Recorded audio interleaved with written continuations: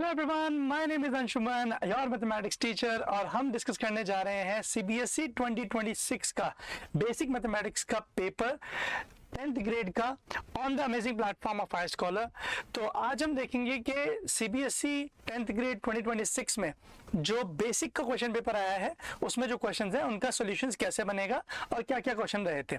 सबसे पहली बात, जो पेपर आया है इट इज रफली मॉडरेट की साइड वो पेपर है, ठीक है। बहुत डिफिकल्ट नहीं है बट बेसिक के हिसाब से थोड़ा मॉडरेट पेपर जरूर है। ओके, सो स्टार्ट करते हैं। जरूर आपने क्वेश्चन देखा होगा एचसीएफ एंड एलसीएम, तो पहले क्वेश्चन से स्टार्ट करते हैं। सीक्वेंशियली क्वेश्चंस करेंगे, पहले एमसीक्यू डिस्कस करेंगे, उसके बाद हम 2 marker 3 marker and so on.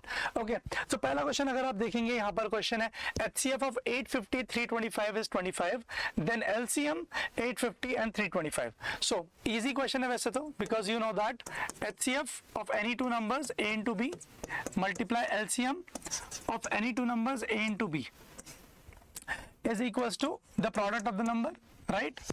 तो ये आपको पता है। तो यहाँ पर HCF हमें दिया हुआ है 25 इंटू LCM हमें नहीं गिवन है, तो we will assume it as something LCM ही लिख देते हैं अभी के लिए, A, B। A, B का मतलब हमारा A है ये and B है ये 325। okay, so it will be 850 multiply by 325। तो यहाँ से हमारे पास LCM आ जाएगा okay 850 multiply by 325 divided by 25। Alright, अब अगर आप 25 से डिवाइड करने की कोशिश करेंगे सो 25 1 जार 25 और ये आपका कैंसिल हो जाएगा 34 टाइम्स में। Okay, so 325 into 34 is your answer. Okay, option में आप चेक कर सकते हैं, आप चाहे तो डायरेक्टली ऐसे भी चेक कर सकते हैं कि लास्ट नंबर क्या आ रहा है, 4 इंटू 5 इज 20, सो कैरी 2। तो अपना ए ऑप्शन तो बिल्कुल भी सही नहीं होगा क्योंकि लास्ट में 2 आ रहा है। तो आपने अगर ये ऑप्शन लगाया तो बेटा वो तो ऐसे ही गलत हो गया। लेकिन अगर हम देखें यहाँ पे कि कितना आएगा, पूरा मल्टीप्लाई हमने करना ही पड़ेगा क्योंकि यहाँ पर सारे नंबर्स जो बाकी के 3 ऑप्शन हैं उनमें लास्ट में 0 है। ऑलराइट, तो हम जब इसको मल्टीप्लाई करेंगे 325 इंटू 34, ओके, इस हैव टू मल्टीप्लाई दिस। सो ये हो गया आपका 150 170 0 17 एंड ये हो गया 68 एंड 17, 68 एंड 17 हो गया 85, सो 5 कैरी 8। ओके, सो 34 इंटू 3 आपका हो गया 90 102 एंड 8 110। कोई ऑप्शन है 1050? Yes, option B is the correct answer. Okay, तो यहाँ से एक क्वेश्चन ऐसे हो जाता है ना, ये रफ कैलकुलेशंस है। अब अगर हम आ जाए सेकंड क्वेश्चन की तरफ, तो सेकंड क्वेश्चन बोल रहा है the value of K for which the equation this has real and equal roots. अब ये क्वेश्चन हमने क्लासेस में इतनी बार करवाया हुआ है कि एक्चुअली एग्जाम से ठीक एक दिन पहले जब मैं क्लास ले रहा था तो आप लोगों को याद होगा कि मैंने ये क्वेश्चन क्लास में भी करवाया था बिल्कुल एक दिन पहले, और ऐसे क्वेश्चन तो हमने बहुत डिस्कस किए हैं एचसीएफ एलसीएम वाले। तो इसमें देखते हैं सबसे पहली बात, क्योंकि यहाँ पर रियल एंड इक्वल रूट्स बोला हुआ है तो हम लेंगे डिस्क्रिमिनेंट इक्वल्स टू 0। डिस्क्रिमिनेंट का मतलब B square minus 4ac equals to 0। B की वैल्यू यहाँ से हमारे पास आ जाएगी -6 है ना, -4 इंटू ए की वैल्यू हमारे पास है 2k, ध्यान से क्योंकि k की ही वैल्यू निकालनी है हमें। यहाँ पर आ जाएगा हमारे पास c की वैल्यू है 3 इक्वल्स टू 0। इसे दूसरी साइड हम अगर ट्रांसपोज करेंगे तो आ जाएगा 2 3 6 4 24, सो 24k इक्वल्स टू 36 क्योंकि 6 का स्क्वायर। ऑलराइट, यहाँ से आपके पास k की वैल्यू आ जाएगी 36 डिवाइड बाय 24, 12 से कैंसिल करेंगे आपके पास आंसर आएगा 3/2। 3/2 आपके पास ऑप्शन है, बिल्कुल जी आपके पास ऑप्शन है, option number A. Okay, 3/2 is your answer. इस तरीके से हमारे 2 क्वेश्चन हो जाते हैं जो कि बहुत इजीली हमें 2 नंबर देके जाएंगे, ठीक है। यहाँ पर आ जाते हैं और ये नेक्स्ट क्वेश्चन हमारे पास है 2 वुडन सॉलिड हेमिस्फीयर। अभी जो क्वेश्चन है ना, इसमें अगर कोई बच्चा थोड़ा स्मार्ट दिमाग लगाने की कोशिश करेगा तो ये क्वेश्चन में उसका गलत आंसर आएगा। स्मार्ट दिमाग मैं बताता हूँ आपको, ये 2 हेमिस्फीयर है। अगर 2 हेमिस्फीयर एक दूसरे के ऊपर उल्टे रखे तो उसे सीधा करके अगर आप जोड़ दोगे तो वह स्फीयर बन जाएगा। और क्वेश्चन ने पूछा टोटल सरफेस एरिया, तो हो सकता है कि आप इसका आंसर सोचें कि 4πr² ही लिख देते हैं, डायरेक्टली स्फीयर बन गया ना, but it is a wrong answer. क्योंकि जब टोटल सरफेस एरिया की बात करेंगे तो हमारे पास ये जो छोटा सर्कल है और ये जो छोटा सर्कल है ये भी आएगा। जब हम स्फीयर के एरिया की बात करते हैं तो वो इस एरिया को काउंट नहीं करता, वो केवल सरफेस की एरिया को काउंट करता है, मिड एरिया को काउंट नहीं करता। तो आप क्या करेंगे, आप डायरेक्टली चाहे तो ऐसा कर लें, C S of hemisphere C S of hemisphere add कर दें, ठीक है। तो total surface area of object equals to C S of hemisphere into two, क्योंकि दो बार हो गया ना, दो बार हो गया, एक बार ऊपर एक बार नीचे। ओके, सी एस से नहीं और टी एस से होगा यहाँ पे,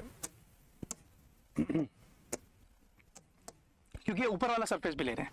तो हो जाएगा 2 टाइम्स 3 पाई आर स्क्वायर, ये हो जाएगा 6 पाई आर स्क्वायर। एक तरीका तो ये है सोचने का। दूसरा तरीका ये है कि स्फेयर का 4 पाई आर स्क्वायर होता है, top pi are square bottom pi are square, जोड़ेंगे 6 पाई आर स्क्वायर अगेन, ठीक है। तो ये क्वेश्चन भी हो गया यहाँ पे।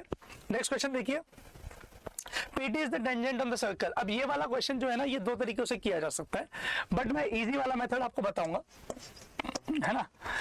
आप बताइएगा अगर आपको दूसरा मेथड जानना है तो मैं वो भी बता दूंगा कभी किसी और वीडियो में। लेकिन अभी यहाँ पे अगर हम देखें, बोल रहा PT इज द टेंजेंट, ये PT टेंजेंट है, ठीक है। आपको PT स्क्वायर की वैल्यू पूछी, यहाँ पे दिख रहा होगा आपको, ठीक है।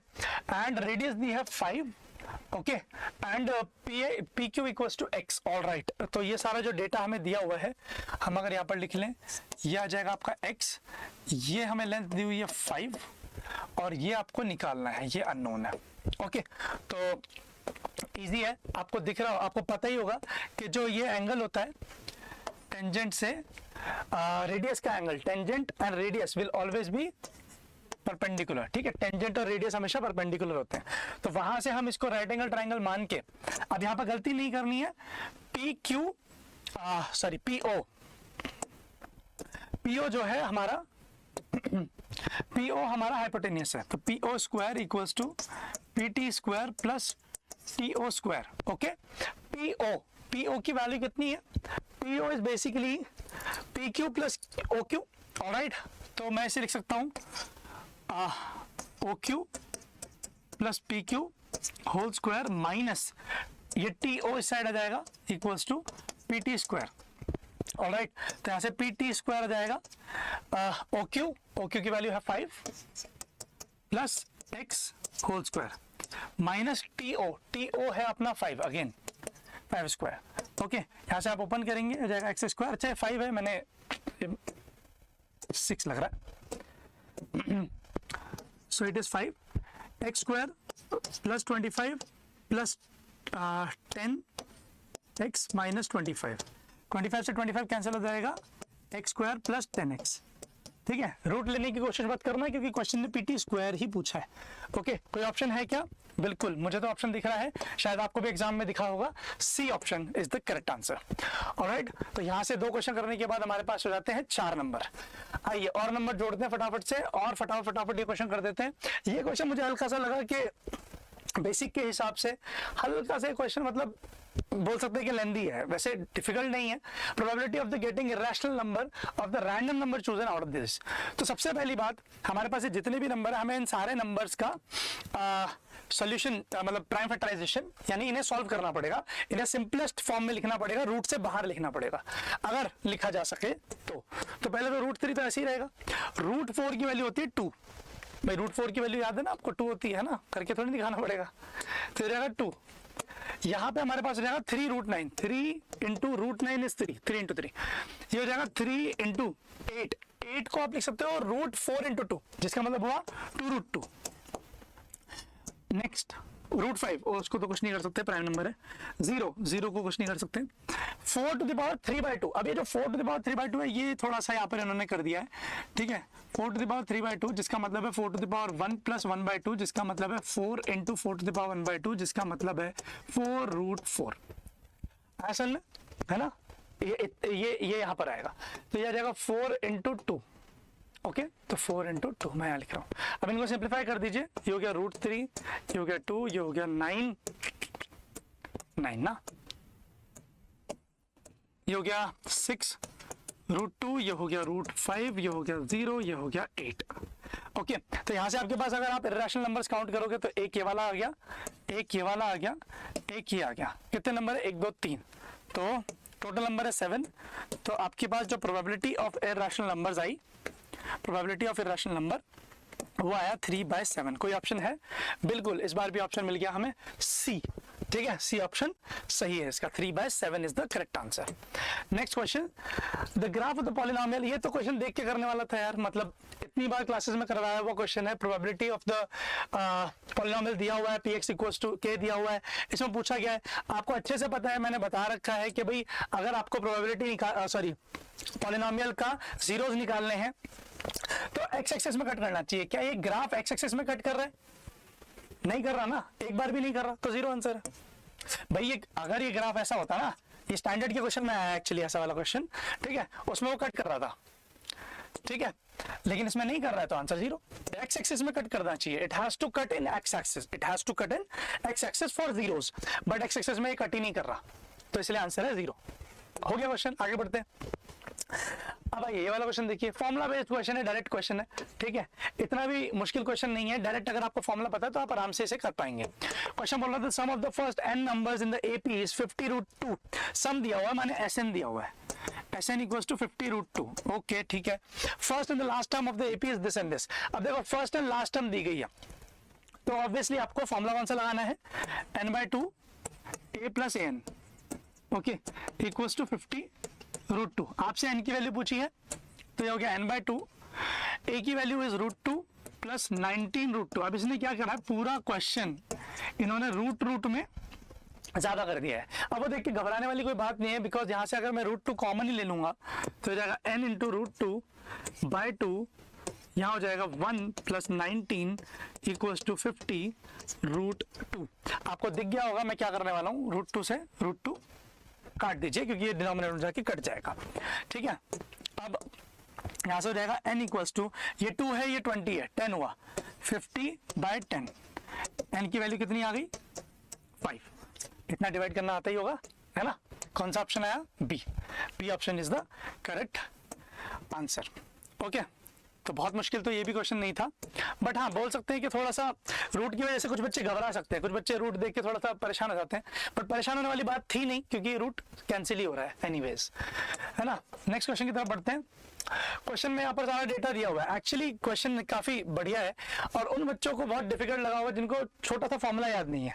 तो अगर आपको पता हो कि x बार, जब हम स्टेप डेविएशन मेथड करते हैं तो x बार आता है आपका a + h u बार, ये आता है। क्वेश्चन ने आपसे u बार ही पूछा है और बाकी सारी वैल्यूज दी हुई हैं, तो बेटा केवल पुट करना था इसमें।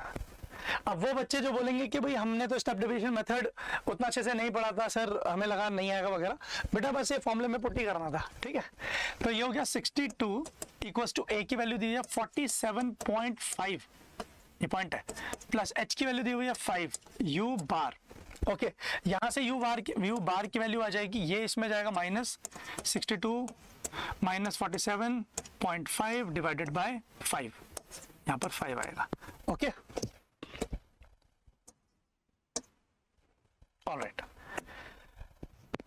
माइनस कर लीजिए, 62 में से 47.5 माइनस करेंगे कितना आएगा, यहां से हो जाएगा आपका 2.5 and 4.5 and 10, 14.5 divided by 5। Okay, 14.5 divided by 5 कितना हुआ? 2.9, ठीक है, 2.9। कौन सा वाला आंसर है? सी। ओके, ये भी हो गया, है ना। चलिए अगला क्वेश्चन देख लेते हैं। अगला क्वेश्चन है कि अ कार्ड इज ड्रॉन। ये तो मतलब इतनी बार किया हुआ क्वेश्चन है, लेकिन इसमें इन्होंने एक ट्रिक डाल दी है। एक ट्रिक डालने की वजह से मैक्सिमम बच्चों को कंफ्यूजन क्रिएट हुआ होगा, और वो ट्रिक इन्होंने ये डाली है कि इन्होंने बोला कि एस और 10, एस और। अब कुछ बच्चों को और का मतलब याद नहीं रहता एग्जाम में, ऑल्दो क्लास में एक दिन पहले, ठीक एग्जाम से एक दिन पहले मैंने बताया था, बट यहाँ पर इन्होंने जो किया है, देखते हैं उसका सोल्यूशन कैसे बनेगा। Well shuffled card 52 cards, okay ठीक है। एस, कितने एस होते हैं भाई? 52 कार्ड्स के अंदर कितने एस होते हैं? 4 एस होते हैं, सारे नंबर 4 बार होते हैं, 4 टाइम्स। और 10 कितने होते हैं? 4 टाइम्स। सो सर क्या 8/52 कर दे, आंसर आ जाएगा? आंसर बिल्कुल आ जाएगा, लेकिन इस क्वेश्चन को ऐसे करते नहीं है, है ना। देख लीजिए कैसे करेंगे। तो प्रोबेबिलिटी ऑफ एस और 10, मुझे 10 लिखना चाहिए, एस और 10, ठीक है।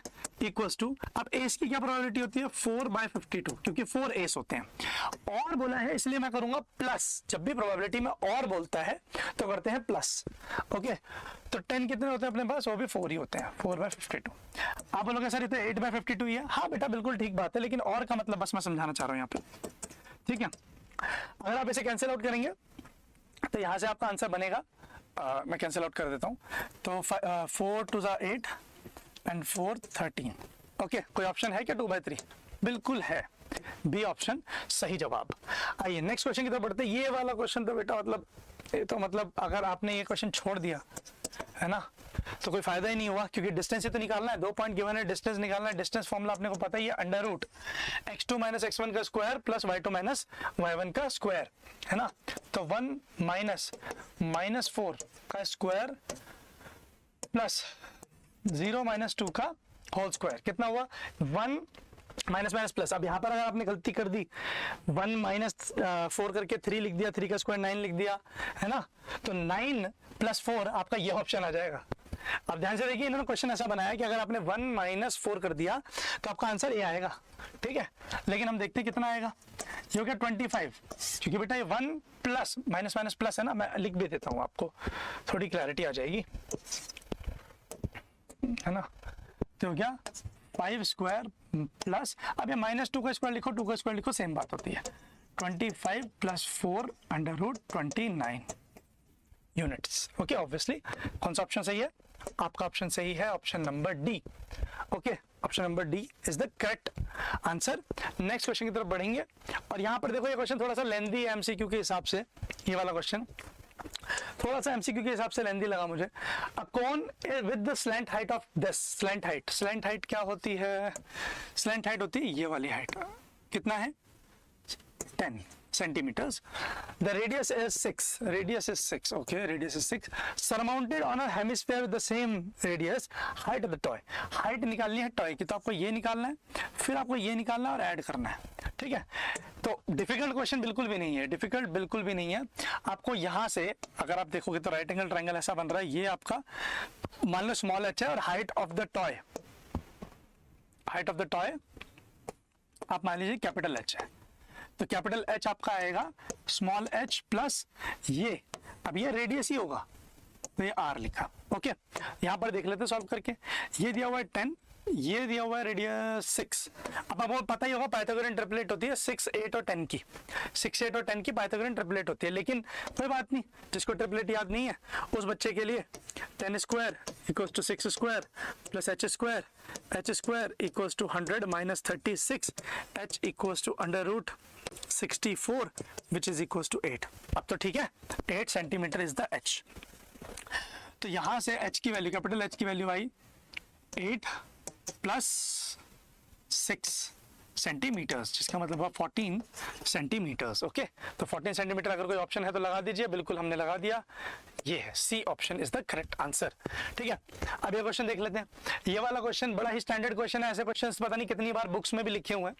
अगर आप इस क्वेश्चन में ध्यान से देखेंगे तो पूछा गया है इन द गिवन फिगर वगैरह वगैरह, सारा डिटेल दिया हुआ है। मैं डायरेक्टली क्वेश्चन पे आता हूँ। क्वेश्चन में डायरेक्टली बोला हुआ है ORQ इज 25, ORQ ये छोटा वाला angle is 25, the measure of PQR माने ये वाला एंगल। अब कुछ बच्चे लिख देते हैं 90 डायरेक्टली, वो तो शुक्र है इन्होंने ऑप्शन में 90 नहीं दिया, otherwise you will be getting it wrong, ठीक है, क्योंकि कोई बच्चे इसको 90 बोल देते हैं, बट ये 90 नहीं है बेटा, क्योंकि angle OQP is 90, OQP radius से टेंजेंट, OQP को आप लिख सकते हो OQR प्लस एंगल RQP या फिर PRQ, सेम बात है, 90 डिग्रीज। ओके, यहां से ये आपके पास 25 है। कैसे 25 है सर? बेटा देखो, ये दिया हुआ 25, ये और ये इक्वल है क्योंकि रेडियस है, it is an isosceles triangle, तो ये वाला एंगल बराबर हो जाएगा, तो 25 होगा। तो ये वैल्यू आई आपके पास 25, ओके, 25 डिग्री प्लस यहां पर आपके पास ये वाली वैल्यू आ जाएगी, मैं कलर चेंज करता हूं, देखो ये आ गया 25 प्लस ये हो गया angle PQR RQ, same RQP same बात है। यहाँ से angle PQR equals to 90 minus 25, जिसका मतलब हुआ 75 डिग्रीज। कोई ऑप्शन तो नहीं है गलती से? बिल्कुल ऑप्शन दे दिया इन्होंने, डी। ओके, तो यहाँ पर एक और क्वेश्चन हमारे पास हो गया। नेक्स्ट क्वेश्चन की तरफ बढ़ते हैं। ये बोला हुआ, ये बहुत आसान क्वेश्चन है। बोला हुआ the value of sine 90 cos 90 minus sine square 60 is. अब देखो ध्यान से, आपको पता है कि cos 90 जीरो होता है, cos 90 जीरो होता है, तो ये तो जीरो हो जाएगा। जो भी आंसर आएगा नेगेटिव में आएगा, ऑप्शन सी। ठीक है भाई, ये तो नेगेटिव, ये तो जीरो होता है, cos 90 जीरो होता है, तो वो जो आएगा वो जीरो हो जाएगा। जो भी आंसर आएगा वो माइनस में। माइनस में एक ही ऑप्शन दिया इन्होंने, इन्हें ऑप्शन 2-3 नेगेटिव में देने चाहिए थे, तो थोड़ा सा टाइम लगता क्वेश्चन करने में, लेकिन कोई बात नहीं, इन्होंने बाकी क्वेश्चन लेंदी की हैं। ओके, तो यहाँ टाइम बच गया, एक ही क्वेश्चन में टाइम बच गया, एक आपका वो कर्व वाले क्वेश्चन में टाइम बच गया जिसमें आपको जीरोस बताने हैं, है ना। तो देखिए, अगर इसे हमें सॉल्व करना पड़े तो हम कैसे करेंगे? वैसे ऑप्शन सी है, सॉल्व करना पड़े तो ऐसे करेंगे, साइन 90 की वैल्यू रखेंगे 1, cos 90 की वैल्यू रखेंगे 0, माइनस साइन स्क्वायर 60, साइन 60 की वैल्यू होती है √3/2, उसका करेंगे स्क्वायर। ठीक है, यहाँ से ये वैल्यू आएगी पूरी 0, ये आएगा माइनस, इधर होगा स्क्वायर, तो ये वो 4, 2 का स्क्वायर होता है 4, तो आपका आंसर आएगा -3/4, जैसा कि मैंने बोला। इस क्वेश्चन की तरफ आएंगे। अगेन ये क्वेश्चन भी बहुत ही ज्यादा स्टैंडर्ड है, बस फ्रैक्शन में दिया है तो मैक्सिमम बच्चे इसे देख के होपलेस हो सकते हैं, क्योंकि मैक्सिमम बच्चों को रूट और फ्रैक्शंस देख के थोड़ा घबराहट होती है, बट कोई बात नहीं बेटा। देखिए क्वेश्चन इतना डिफिकल्ट है नहीं, ठीक है। आपको पता है an का फॉर्मूला, nth टर्म पूछिए, पहला ही वर्ड लिखा है nth टर्म, ठीक है, तो सोचने की जरूरत नहीं क्या करना है, ठीक है। तो nth term is a plus n minus 1 into D, ठीक है बेटा।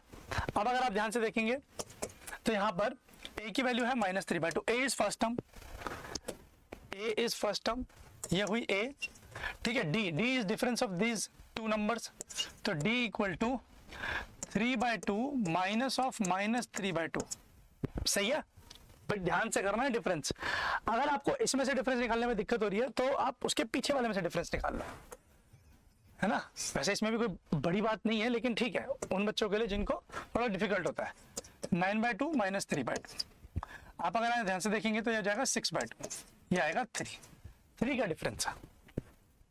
ओके, 9/2 माइनस 3/2, 6/2, जिसका मतलब हुआ 3। Okay, 3 is the difference. 3 difference होता है, डी की जगह पे 3 लिख देंगे, बस और कुछ नहीं करना, plus n-1 into 3, simplify, -3/2 plus 3n minus 3, जिसका मतलब हुआ -3/2 माइनस 3 प्लस 3n। ओके, कोई ऑप्शन है ऐसा? आप चाहो तो डायरेक्ट भी कर सकते हो, लेकिन ठीक है मैं पूरा सॉल्व कर देता हूँ। 3n माइनस हो गया -9/2, कोई ऑप्शन है? -9/2 कोई ऑप्शन है? बिल्कुल है, बी ऑप्शन है। ओके, एक और 2 और क्वेश्चन हो गए, चलिए आगे बढ़ते हैं। ये क्वेश्चन तो मतलब ऑब्वियस था कि ये क्वेश्चन आएगा, ये वाला भी और ये भी, 15 भी 16 भी ऑब्वियस था क्या आएगा, मैंने बोला भी था क्लास के अंदर, है ना। ऑलमोस्ट सारे ही क्वेश्चन जो मैं देख रहा हूँ पेपर के अंदर, उनमें से या तो क्वेश्चन ऐसे हैं जो इन्होंने न्यू एक्सपेरिमेंट करके बनाए, थोड़ा लेंदी कर दिया स्ट्रेच कर करके, जैसे वो हेमिस्फेयर के ऊपर हेमिस्फेयर, जैसे कि प्रोबेबिलिटी ऑफ इर्रेशनल नंबर, कुछ क्वेश्चन को इन्होंने थोड़ा मॉडिफाई किया है, लेकिन मैक्सिमम क्वेश्चन जो मैं देख रहा हूँ वो ऐसे हैं जो मैंने क्लास में एक दिन पहले ही करवाए हैं, है ना। तो अगर आप ध्यान से देखेंगे तो आपके पास सारी डिटेल दी हुई है, कुछ भी नहीं है इसमें। AP इज 3, दिस इज 3:7 दिया, चलो ठीक है ऐसे करते हैं, ऐसे नहीं ऐसे करेंगे, AP बाय AB, तो बाय BPT, BPT का क्वेश्चन है भाई ये, है ना, या थेल्स थ्योरम, कुछ भी बोल लो। तो AP by AB is here, आपको by BPT you can say AP by AB equal to AQ by AC, है ना। आपको यहां से AP की वैल्यू पता है कितनी है 3, AB की वैल्यू पता है आपको what is 7, this ratio you know.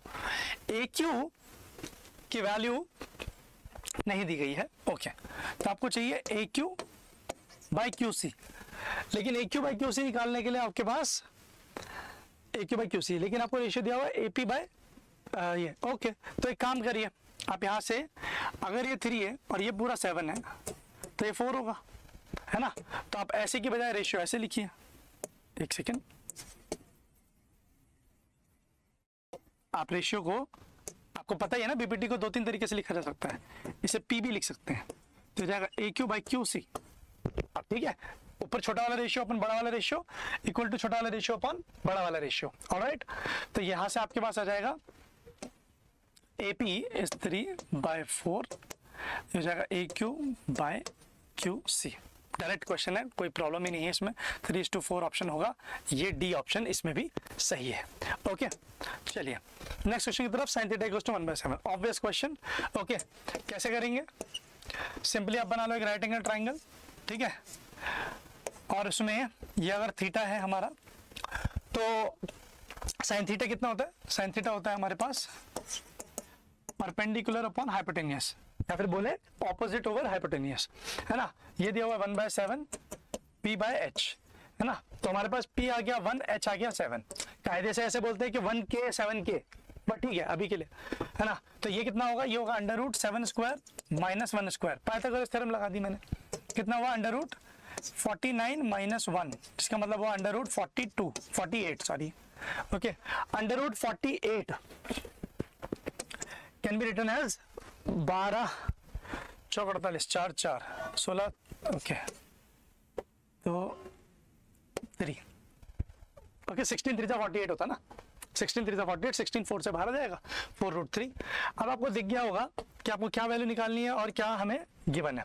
हमें वैल्यू निकालनी है tan θ।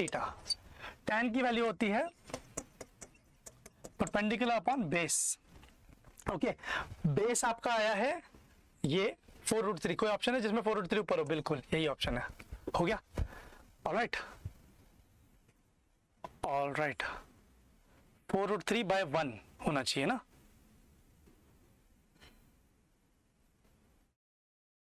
अच्छा मैंने सॉरी उल्टा कर दिया, परपेंडिकुलर अपॉन बेस होता है ना, तो परपेंडिकुलर इज 1 अपॉन ये, ठीक है, A is the correct answer. Perpendicular is 1 ना, मैं उल्टा देख लिया था, परपेंडिकुलर इज 1 अपॉन 4√3। ऑलराइट ठीक है, यहाँ पर ये क्वेश्चन भी डन होता है। नेक्स्ट क्वेश्चन तब बढ़ेंगे। ये वाला क्वेश्चन इंटरेस्टिंग था, मैं उम्मीद करता हूँ मैक्सिमम बच्चों से छूट गया होगा, ठीक है, लेकिन अगर आप जरा सा भी दिमाग लगाओगे क्वेश्चन में तो आराम से हो जाएगा। और हालांकि ऐसा क्वेश्चन हमने भी क्लास में करवाया हुआ है और आपने भी एनसीईआरटी में देखा ही होगा। एक क्वेश्चन है जिसमें बोला जाता है कि प्रूव करो कि ऐसा कुछ दे देता है और बोलता है प्रूव करो कि इससे डिविजिबल है, 6 से डिविजिबल है, 4 से डिविजिबल है। तो वैसा सही क्वेश्चन है, बस थोड़ा आसान कर दिया है। आसान सर, हमें तो मुश्किल लग रहा है, आसान है बेटा ये। देखो यहाँ पे ये जो क्वेश्चन है ये 23 से डिविजिबल नहीं हो सकता क्योंकि यहाँ पर 23 नहीं है, तो बी ऑप्शन गलत है। ओके अब देखो ध्यान से, 7 × 29 × 3 23, तीन ऑड नंबर है, उनका प्रोडक्ट ऑड नंबर ही होगा। सर आप ऐसे कैसे कर सकते हो? ठीक है बेटा कोई बात नहीं, मल्टीप्लाई करके देख लो, ठीक है। 3 9 27, 27 7 27 7 कुछ भी हो, 7 7 49, पीछे तो 9 आएगा, मतलब पीछे तो ऑड नंबर ही आएगा, यहाँ पर ये तो ऑड ही नंबर आएगा, ठीक है। मतलब इनका जो प्रोडक्ट है वो ऑड है, ऑड +1 इवन होता है, ऑड नंबर +1 इवन होता है। इवन नंबर कभी भी प्राइम नहीं हो सकता 2 को छोड़ के, लेकिन ये 2 तो नहीं आएगा, इतना बड़ा नंबर प्रोडक्ट में लिखा है, ये 2 तो नहीं आएगा, है ना, तो ये 2 तो नहीं है, तो इसीलिए ना ये ऑड है ना ये प्राइम है, ये है composite number. Okay D is the correct answer. Alright, a chord AB is subtended, okay, subtended at an angle 40 at the center, ये 40 हो गया, ये A chord is subtending, okay so ये AB chord है, इस तरीके से ये AB chord है, 40 डिग्री एंगल है, radius is 9, find out the arc AB। तो आर्क AB की वैल्यू हम कैसे निकालते हैं बेटा, θ/360 × 2πr, है ना, तो बस फॉर्मूले का ही खेलता है इस क्वेश्चन के अंदर, 40/360 × 2 × 22/7 × 9। ओके ये कैंसिल होगा 9 टाइम्स, 9 कैंसिल होगा इससे, आंसर आएगा 44/7, C option. Okay C option is the correct answer, 44/7। Okay इस क्वेश्चन में मजा तो तब आता है जब ये बोलते 44/7 सेंटीमीटर और एक ऑप्शन देते 44/7 सेंटीमीटर स्क्वायर, तब फिर अच्छा लगता, क्योंकि फिर वो बच्चों का गलत हो जाता जो बच्चे सेंटीमीटर और सेंटीमीटर स्क्वायर में ध्यान नहीं देते। आपको ध्यान देना है कि आपको कॉर्ड हमेशा जो लेंथ आप निकाल रहे हैं, लेंथ हमेशा सेंटीमीटर में आएगी बेटा, ठीक है। आइए लास्ट 2 क्वेश्चन बचे हैं हमारे पास, असर्शन रीजन पे आते हैं, ठीक है। बोलो assertion, probability of an event can not B this, what is this, this is 10/9। Sir कैसे पता है, पॉइंट हटा के ऊपर डेसिमल हटा के ऊपर 0 लगेगा ना। 10/9 आपका न्यूमरेटर बड़ा है, डिनोमिनेटर छोटा है, इट इज 101% 1 से बड़ा। एनीवेज अगर आप डिवाइड करके देखोगे तो इट विल बी 1.1 और समथिंग, 1.1 और समथिंग आएगा। अब अगर ये 1.1 आ रहा है तो ये तो गलती है, तो मतलब असर्शन तो सही बात बोल रहा है। रीजन है कि प्रोबेबिलिटी जो है वो 0 से 1 के बीच में आती है, बिल्कुल सही बात है। तो assertion is correct and reason is the correct explanation of assertion, तो दोनों सही है। ओके चलिए अगला क्वेश्चन पे बढ़ते हैं। बोलो assertion 4 to the power n cannot and with digit 0, 0 पे एंड नहीं होगा। 4 की पावर कुछ भी रखेंगे, 4 की पावर 1 रखेंगे, 2 रखेंगे, 3 रखेंगे, ये 0 पे एंड नहीं होगा। बिल्कुल वैसे तो सही बात है, क्योंकि 4 is a even number without 0। अब लेकिन हमें पता कैसे चलता है, पता चलता है हमें प्राइम फैक्टराइजेशन से। चेक कर लेते हैं, ठीक है। तो 4 का अगर आप प्राइम फैक्टराइजेशन लेंगे, वैसे तो इतना डिफिकल्ट नहीं है बट फिर भी मैं करके दिखा देता हूँ। तो ये लिखा जाएगा 4 to the power n लिखा जाएगा 2 का स्क्वायर की पावर n, जिसका मतलब हुआ 2 की पावर 2n। आप ध्यान से देखें तो 0 आने के लिए आपको 2 और 5 का फैक्टर चाहिए, एक पेयर तो चाहिए। 2 और 5 का एक मिनिमम पेयर तो आपको चाहिए, ठीक है। लेकिन यहां पे आपको 2 और 5 का मिनिमम 1 पेयर भी नहीं मिल रहा, 5 है ही नहीं। Since 5 is not there in the multiplication or prime factorization, hence we can say that कि ये कभी भी 0 पे एंड नहीं करेगा, ठीक है। तो पहला असर्शन तो सही है। रीजन की अगर बात करें, prime factorization 4 to the power n is unique. तो अगर आपको पता हो तो फंडामेंटल थ्योरम ऑफ अरिथमेटिक वो यही बोलती है कि prime factorization of any number is unique, तो ये भी सही है। तो आप बोलेंगे कि ये भी सही है और ये भी सही है, and reason is the correct explanation of assertion, क्योंकि हमारे पास यूनिक आ रहा है प्राइम फैक्टराइजेशन। और इसी के साथ हमारे खत्म होते हैं MCQs.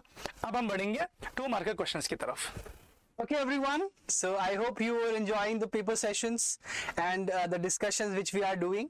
So we will continue from the 2 mark questions. So we had a very easy question, you can say, on trigonometry, which was actually merged with the linear equations. So we all have a very basic idea of, let's suppose if sine theta is half, so what means that angle is nothing but 30 degrees. So A minus B will become 30 degrees. Okay, and tan A plus B is root 3, that means A plus B is how much? 60 degrees, right? So we need to find 2 angles whose difference is 30 and sum is 60. We can simply add the equations.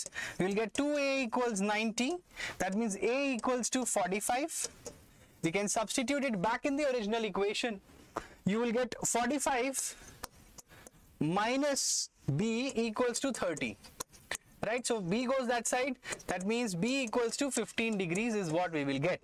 So A equals 45 and B equals to 15. Wonderful, easy problem. Let's take the next one.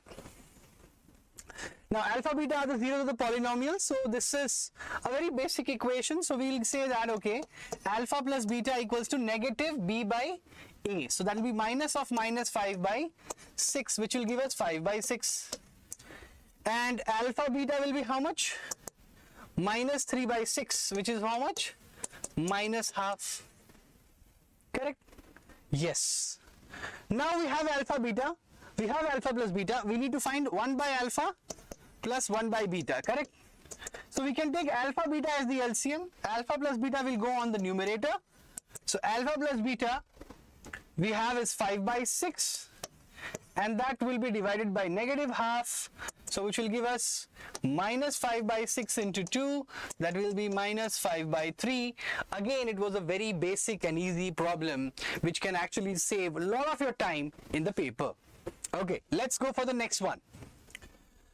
Now, one of the zero of the polynomial is 5 times the other. Find the value of k. So we can say that, okay, one root is alpha, other root is 5 alpha. So what will be the sum? Alpha plus 5 alpha will be minus B by A. That will be what? 12 by 4, which is nothing but 3. Yes or no? So 5 alpha plus alpha will be 6 alpha is 3. That means alpha equals to half. Right? Now, what we need is K. So now we can also apply the product of the roots, which means alpha into 5 alpha, that is nothing but c by a, that is 2k plus 1 by 4. Very simple. So 5 alpha square equals to 2k plus 1 by 4. Alpha we know half, so half square will be 1 by 4. So 5 by 4 equals to 2k plus 1 by 4. 4 cancels. 2k plus 1 is 5. That means 2k is 4. Therefore k will be just 2. Right, everybody? Yes. So again, this was not a difficult task either. It was a very basic question that was given in the examination. Okay, this was a slightly tricky question for few, but who have solved the graphs and who have analysis of the graphs, they can solve it quite easily. And in our Maths Unleashed program, we've been taking the questions related to this concept on multiple occasions, right? So there's a semicircle which is at this point, let's suppose minus 2 comma 3, let's suppose that is a point A, and there's one more point that is 4 comma 1, correct? So it's a semicircle and that's a diameter of a semicircle, right? Yes. So these are the diametrical ends, correct? So we all know that there will be a point on the graph, let's suppose this one, P, okay, which y coordinate is, let's suppose y, and 0 comma y it is, okay, that point's coordinate is 0 comma y, because that's on the point intersects the y axis. We need to find that point, okay. So what will be the center, guys? If I want to ask, what will be the center? Center will be midpoint formula of minus 2 plus 4 by 2, right? Minus 2 plus 4 by 2 comma 3 plus 1 by 2. So that would be 1 comma 2, correct? So the distance from 1 comma 2 will be same as the distance from these 2 points, right? Distance formula I am trying to use here. So we can say that 0 minus 1 whole square plus y minus 2 squared, that is equals to 4 minus 1 squared plus 1 minus 2 the squared, right? Yes. So we can say that this square and this square will get cancelled. So we'll get y minus 2 square is equals to 9. So what we can have is y minus 2 equals plus or minus 3. So y will be equals to 5 or negative 1. That means the point of the P coordinate can be 0 comma 5 or 0 comma negative 1. So both of them would actually give you the same distance, right? Because they are all equal to the radius. So this might be the simplest solution that you can have for this question. Okay, let's look into the next one. So in the given figure, AB, AQ, ABC are tangents to the circle with center O, and here they have given that AB is 6, right? So this is 6 and AC is 7, right? Let's assume this as X, this as Y. So from the external point, the length of tangents are equal, right? So this will be Y, this will be Y, this will be X. Okay. So what we can say is also AP will be equal to AQ. So I'll make a quick decision here that we can say that 6 plus X equals to 7 plus Y, right? In mind you, in the board exams you have to write properly, right? I'm just solving it for your convenience. So AP equals to AQ, you have to write properly. AP equals to AQ, you have to mention the statement that from external point lengths of tangents are same, correct? Yes. So that gives us one equation, that is x minus y is 1.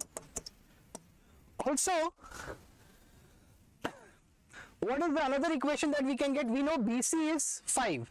So x plus y is 5. That's the another equation. Simple. Now I can just simply add the equations. 2x is 6, x is 3. I'll put that back in this equation. So I'll get 3 minus y is 1. Therefore y equals to 2. So x is 3, y is 2. What is the length of AP? AP will be 6 plus x, that means 9. And your AQ will be 7 plus y. So that will also be what? 9, I think, right? Yes, both are 9. So they are asking AP, so that's 9. Okay, do not forget to mention the units. That is very, very important, centimeter in this occasion. Okay, let's solve this question quickly. Again, a simple question. So students who have learned from us in Maths Unleashed program, they will never panic in this kind of a diagram because they have solved so many complicated questions. So guys, if you look into this arc AP, right, this is subtending an angle of 35 degrees at the circumference, right? So at the center it will be subtending double of it, which is 70, and this angle has to be 90 because it is the angle subtended by the line joining the center to the point of tangency. That's always perpendicular because shortest distance is always the perpendicular distance. So that's 90. So how much will this be? Let's say this is x. That's what they're asking, PTA. So we can say 90 degree plus 70 degree plus x equals to 180. Angle sum property. So x from there will be just 20. Right? So it was a very easy solution for this. Mind you, you have to write down the theorems and the required concepts which are required, because you don't want the examiner to cut any marks for quick solution and then you just eat off few steps and don't write it properly. So in the board examinations, you have to make sure that you do it accordingly. Now in this question, they're asking to find the length of AR and QC. Okay, so obviously we have few things they have given us. They have given us BR and they have given us QA, if I'm not wrong. Yes, this is given, and BP is given and PC is given. Okay, so if I apply BPT, so we can also say 1 BPT if I apply in this triangle. So what I can say is BR upon AR will be equal to BP upon PC. So BR is how much? Let's mark it like this is 10, BP is 12 and PC is 18. So BR by AR, that is equal to 12 by 18, guys, isn't it? Yes. So cross multiplying, this will be how much? 2 by, so that will be how much? 30 by 2. So I think that should be 15 centimeters, right? Yes. Now let's move on to the next thing. So we need to find out QC. So QC, I'm looking into this triangle. Now we have the AR, which is 15. So we can actually apply once again. So we can say AR by BR equals to AQ by QC, correct? Which we want. So AR is 15 by 10 equals to AQ.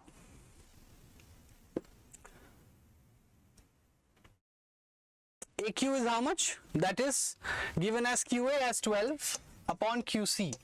So QC will be 12 into 10 upon 15. So how much will that be? 2 by 3. So 4 that means QC is 8 centimeters. Right. So it was a very basic question, right? Just a very simple concept that we applied is BPT, the basic proportionality theorem, and this concept has been asked plenty of times in the board examination.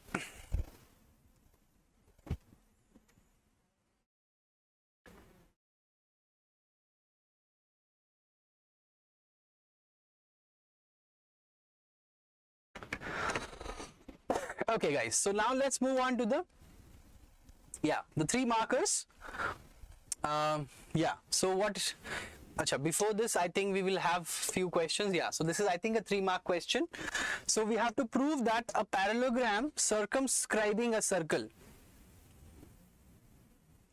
Okay, so let's suppose there's a parallelogram and which is circumscribing a circle.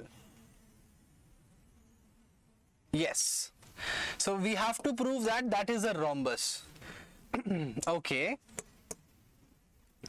nice question, right? So we can actually mark it as PQ, very famous question by the way, PQRS. Okay, now we all know that opposite sides are equal. We have to just prove that AB equals BC, correct? We all know that. So how are we proceeding? Let me write down all the equations that are possible. So we can say that AP equals PB, right? That's one of the equations. AP equals to AS, right? This because of the length of the tangent, right? The length of the tangent, this will be equal to this, this will be equal to this, this will be equal to this, this will be equal to this, right? So AP is equals to, you can say AS, and PB will be equal to BQ, correct? Yes, that's perfect. Now, so your PB is equal to BQ. Now, what else we need? If I just add with AS, I need the SD, right? And for AP, we have the PB. Okay, let's see how we can actually figure it out and how we can actually rearrange the terms to get a particular value, right? Okay, that's one thing which we have got. We can also say that, yes, here let's write QC. Okay, so QC, and here I'm writing RC. So if I'm writing RC here, I need the DR here, and I would need the SD this side. Okay, now I think it's written in a proper order, and now you guys will understand why I have written in this particular order as well. Okay, so if I just add all the equations, so AP plus, what do you say, PB will be AB, right? That will be AB, and RC plus DR. RC plus DR will be nothing but your CD, correct? Yes, lovely.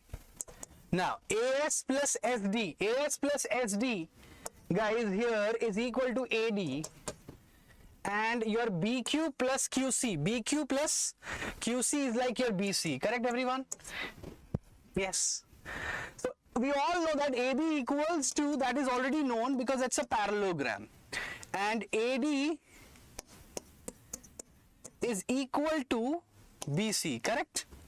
Yes. So AB plus, so AB and CD are equal, so we can say twice of AB equals to, you can say twice of BC. So gone. So if AB equals to BC, automatically all the sides are equal. So you can say that all sides are equal, hence it is a rhombus, right? Lovely.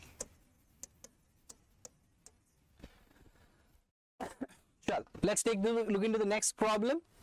Yes, a chord of a circle of radius 14 centimeters subtends right angle at the center. Okay, radius is 14. Okay, this is area related to circle problem, very easy question. So we need to find out the area corresponding to the minor segment. That means this area they are asking, and also the upper shaded region.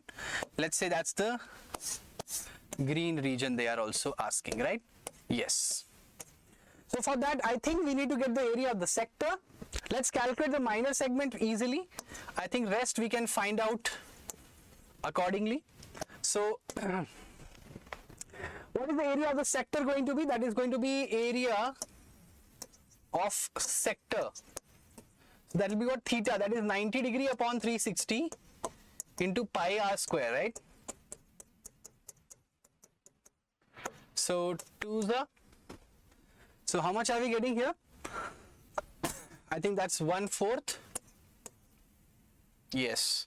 So this will be 2, this will be 11, right? So 14 into 11, that is 154 centimeters square, right? Very famous answer of NCERT, right? Lot of questions has this answer if I'm not wrong. So 154 centimeters square is the area of the whole sector. Now from that I will subtract this area of the triangle. So we know that area of the triangle, and mind you, you can just mention the triangles AOB accordingly, right? Area of triangle AOB will be half into base into height, that will be half of 14 into 14, so 14 into 7. 14 sevens are 70, and then 28 more, 98. That's 98 centimeters square, correct? So that's it. The first part, minor segment area will be just the difference of both, right? The sector area minus the triangle area, you will get the minor segment. So minor segment area would be 154 minus 98, that would be 56 centimeters square. And for the other, you can just subtract from the area of the circle. So second will be, that is the major segment. So that is also very easy, not that difficult at all. So that we can actually find out by just subtracting from the overall circle, which is what, pi r square, right? That is 14 into 14 minus 56. So 2s are, so that's 22 pi r square, right? Yes. So 22 into 28. So how much are we getting? 28 times 22, so that will be 28 into 20 plus 2. That's going to be 560 plus 56, so that's going to be 602.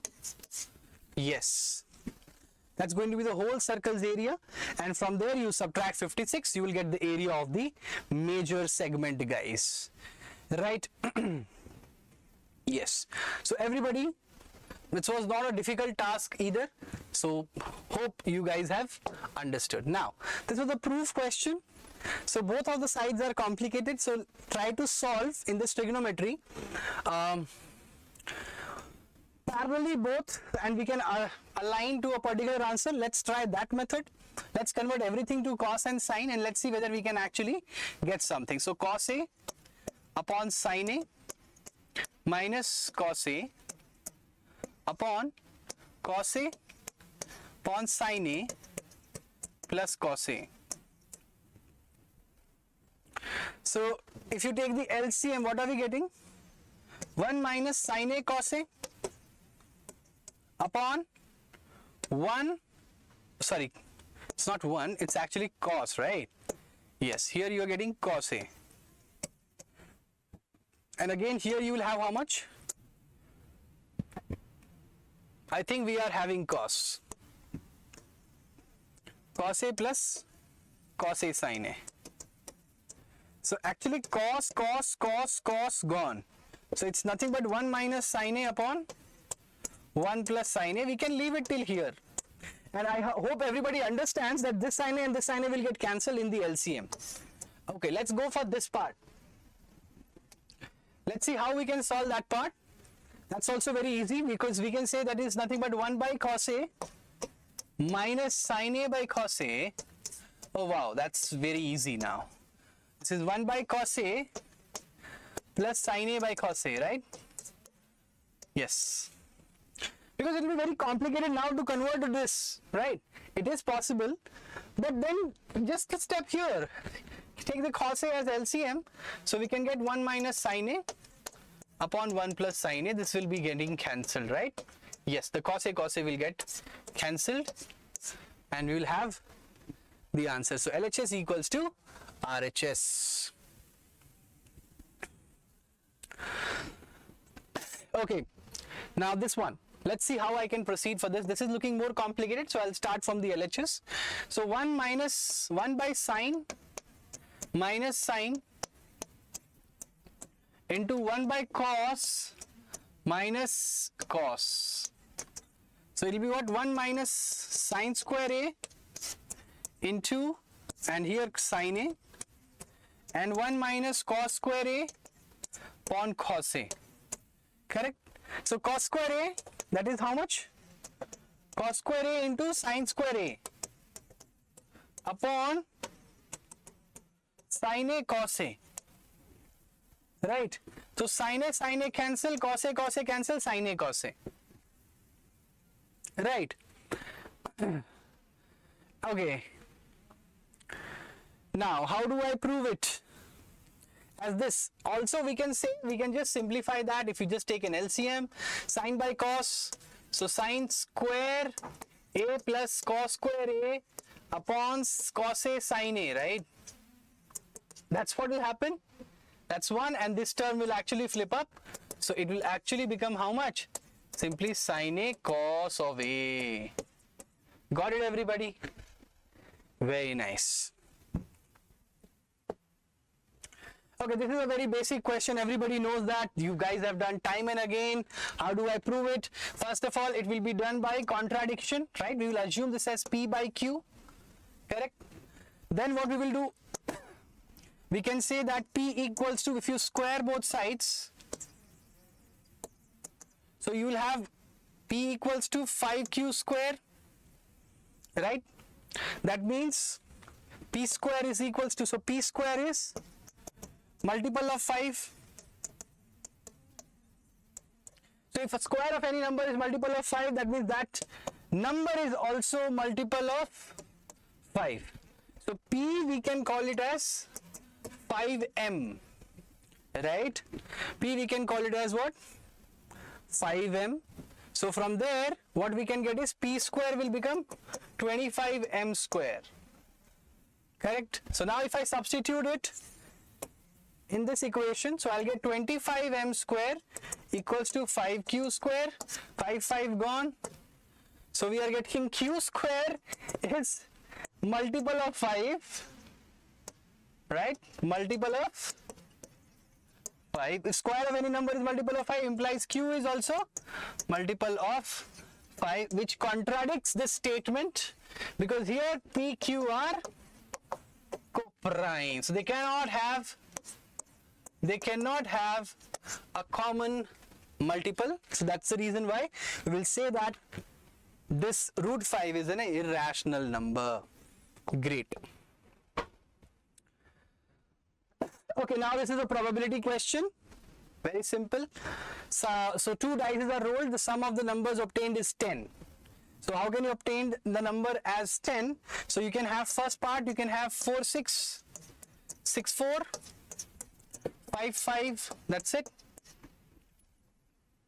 Anything else we can have? Okay, sum of the numbers should be 10. So that will be nothing but probability will be 3 by 36, correct? Yes.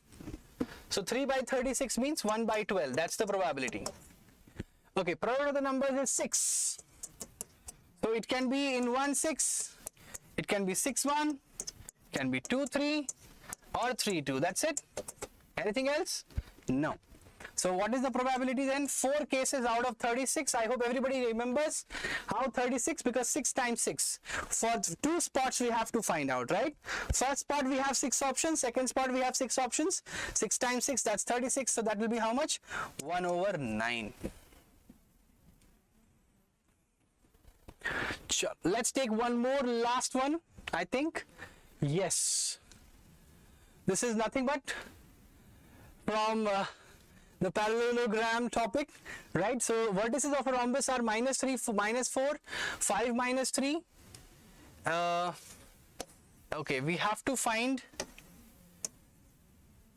area of the rhombus and the length of the diagonal. So we all know the formula of the area, half of diagonal 1 into diagonal 2, so that can be easily calculated. So A, B, C, D. So length of the diagonals, let's calculate. So this is minus 3, comma minus 4, and this is 5, comma minus 3. This is 1, comma 4, and this is minus 7, comma 3. Correct? Yes, so AC, how much is AC? Distance formula, root of minus 3 minus 1 whole square, that is 16. Minus 4, that's minus 8, that's 64. That's root of 80. That's 16 times 5, which is 4 root 5. That's my diagonal 1. Now, for the diagonal 2, that is BD. That's going to be 5 minus 7, minus plus. That's going to be 144 plus minus 3, that's 36. So that is coming out to be root of 180.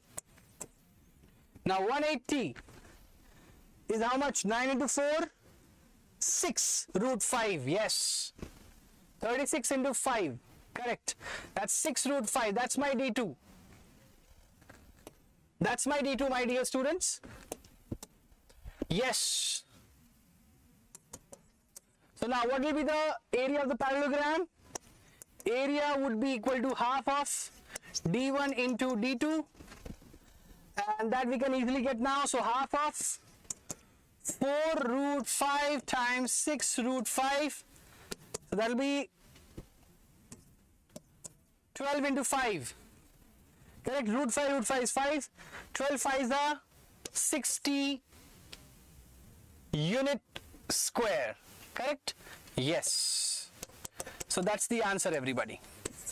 Okay, so we'll continue with the 5 marker questions as well, and we'll see you for the other paper solutions coming on this very channel of iScholar. Please subscribe and share it with your friends.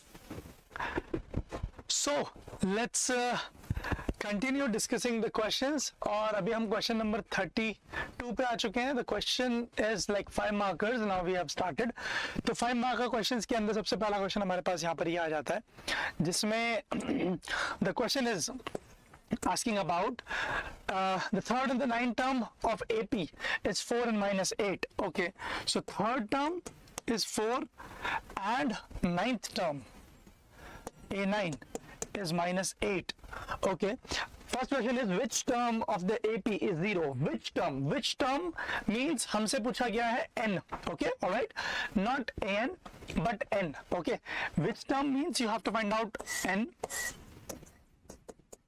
Okay, so let's see.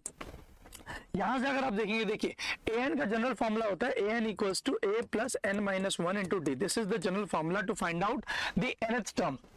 Alright, where a is the first term, d is the common difference, n is the number of terms. ठीक है, तो an हमारे पास इस case में अब यहाँ से हमें informations gather करनी पड़ेंगी. So a3, if I put n equals to 3, a की value we don't know, 3 we can plug here, minus 1 into d. तो यहाँ से हमारे पास आ जाएगा a3 equals to a plus 2d. Alright, similarly if we solve for the a9, it will be, यहाँ पर हम 9 plug कर रहे हैं n की जगह पे, so a9 will be equals to a plus 9 minus 1 into d, which means a9. Alright, a9 equals to a plus 8d, which means a9 दिया हुआ है आपको a minus 8, a plus 8d. Alright, और यहाँ से आपको पता चलेगा 4 equals to a plus 2d. Okay, अब यहाँ पे आपके पास एक इक्वेशन ये है, लेट्स से इक्वेशन नंबर 1, और ये इक्वेशन है लेट्स से इक्वेशन नंबर 2. आप इन दोनों को सॉल्व कर लीजिए, आपको आंसर मिल जाएगा. So let's do subtract equation 1 from 2. उम्मीद करता हूँ आपको लीनियर इक्वेशन सॉल्व करना आता होगा, राइट. सो इसमें से इसको अगर माइनस करेंगे तो देखिए a minus a 0, 8d minus 2d 6d equals to minus 8 minus 4 is minus 12. So यहाँ से आपके पास आ गया d equals to minus 2. Okay, d की वैल्यू हमारे पास आ गई minus 2. अब ये सेम वैल्यू अगर हम इक्वेशन नंबर 1 में प्लग करेंगे तो अब यहाँ आ जाइए, फ्रॉम इक्वेशन 1. इक्वेशन 1 से अगर आप देखेंगे तो आपको मिलेगा a plus 2 into minus 2 equals to, यहाँ पर आपके पास है 4. ऑलराइट, तो यहाँ से आपके पास a की वैल्यू आ जाएगी 4 plus 4, that is a equals to 8. यहाँ पर a की वैल्यू भी आ गई. क्वेश्चन ने पूछा which term of the AP is 0. Alright, मतलब आपको n निकालना है व्हेन an इक्वल्स टू 0. आपको n निकालना है when an equals to 0. So an is a plus n minus 1 into d equals to 0. It means 8 plus plus n minus 1 into minus 2 equals to 0. It means 8 goes there, minus 2 goes there, minus 8 upon minus 2. तो यहाँ से n की value आ जाएगी 4 plus 1. All right, 4 plus 1 means n equals to 5. So 5 is the correct answer in this part, first part. All right, यहाँ से सारी calculation आप चेक कर लेना, सही होना चाहिए. All right, चलिए नेक्स्ट क्वेश्चन की तरफ बढ़ते हैं. नेक्स्ट क्वेश्चन है find out the sum find out the value of n if sn equals to -36. अब आपको sn दिया. sn का फॉर्मूला क्या होता है? sn का फॉर्मूला क्या होता है? sn का फॉर्मूला होता है n/2 a plus 2a plus n minus 1 into d. Okay, यहाँ पर हम ये वाला फॉर्मूला यूज करेंगे because we don't know what is n. Alright, यहाँ पर हम डालेंगे -36. मैं उम्मीद करता हूँ यही दिया गया है, बिल्कुल यही दिया गया है. -36 इक्वल्स टू n/2 2 इंटू, अभी हमने a की वैल्यू निकाली है. ऑलराइट, यहाँ पर 8 है, ठीक है. 8 plus n minus 1 into d. d की वैल्यू -2 थी. ओके, तो यहाँ पर हमारे पास ये बनता है. एंड अब बस कैलकुलेशन करनी है, आपका आंसर आ गया है. 2 की वैल्यू आप इधर लेके आएंगे, या फिर आप 2 काट सकते हैं. यहाँ पर 2 आ रहा है, यहाँ पर 2 आ रहा है, कॉमन लेके आप कैंसिल कर दीजिए. यहाँ बचेगा -36 equals to n into 8 plus ये -1 है, so it will be 1 minus n. Okay, ये -1 हो गया ना, यहाँ से 2 हमने कॉमन लिया, -1 बचा. -1 into this, so this will become negative, this will become positive. ऐसा आया हमारे पास. तो यहाँ से आया -36 equals to 9n minus n square, which means n square minus 9n minus 36 equals to 0. Alright, तो यहाँ से इतना आपको समझ में आ गया होगा. ओके, अभी हमें ये मिडिल टर्म स्प्लिटिंग कर लो आप, है ना, इतना डिफिकल्ट नहीं है. तो यहाँ से आप जब मिडिल टर्म स्प्लिटिंग करेंगे तो आएगा n square minus 12n plus 3n minus 36 equals to 0, because 12 3 36. Alright, यहाँ से आपकी इन दोनों में से n की वैल्यू कॉमन आ जाएगी, सॉरी n कॉमन आ जाएगा. यहाँ बचेगा आपका n माइनस 12. यहाँ से आपका 3 कॉमन आ जाएगा, you will get n minus 12 again equals to 0. मैंने बहुत बार क्लासेस में बताया है कि अगर ये और ये ब्रैकेट सेम आ रहा है, it means we are doing it correct. n minus 12 n plus 3 equals to 0. So यहाँ से हमारे पास n की 2 वैल्यूज आएंगी. एक वैल्यू आएगी n इक्वल्स टू 12 और एक वैल्यू आएगी n equals to -3, which means हम इसको तो कर देंगे neglect, because number of terms can not be negative. Number of terms can not negative. Okay, और ये हमारा हो जाएगा final answer, n equals to 12. Okay, चलिए, ये क्वेश्चन 5 मार्कर था. ऑब्वियसली 5 मार्क्स के हिसाब से बहुत ही ठीक क्वेश्चन है, कोई प्रॉब्लम नहीं है. Okay, question is if a line drawn parallel to the one side of the triangle. Okay, एक ट्राइंगल बनाइए, इसकी किसी भी एक साइड के पैरेलल एक लाइन बना लीजिए. मान लीजिए मैं बेस के पैरेलल बना रहा हूं, और आप अभी तक समझ गए होंगे किस बारे में क्वेश्चन है. Intersect the other two sides distinct points. Okay, different point, let's say m and n. Okay, prove that the other two sides divides the same ratio. It means this upon this equals to this upon this. It means we have to prove. Okay, so to prove am upon mb equals to an upon nc. ये prove करना है. किस चीज का question है बेटा ये? What is this topic? This topic is BPT. Okay, this is BPT. यहाँ हम बोल सकते हैं थेल्स थ्योरम. ओके, तो थेल्स थ्योरम का क्वेश्चन है ये.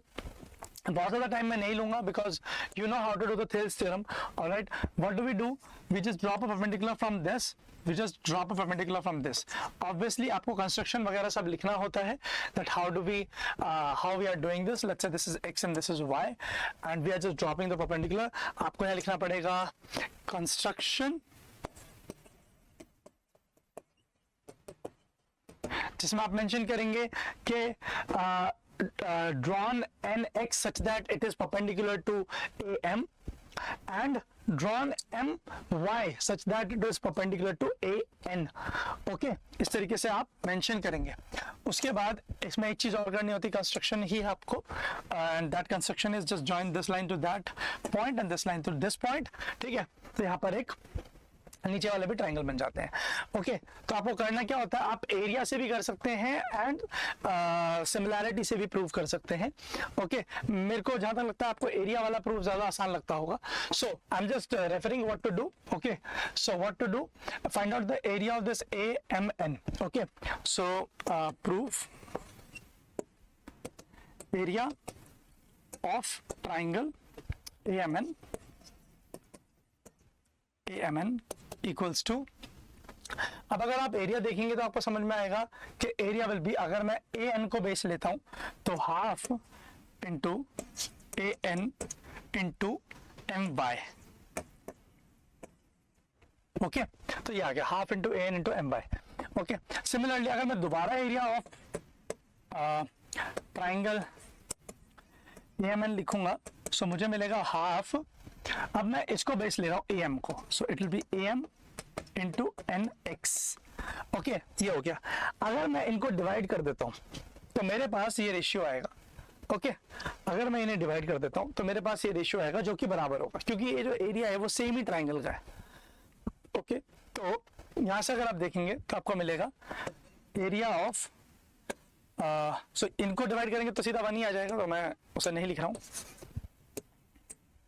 That will be half AM into MY upon half, this has to be N, okay, M into NX, okay, equal to 1।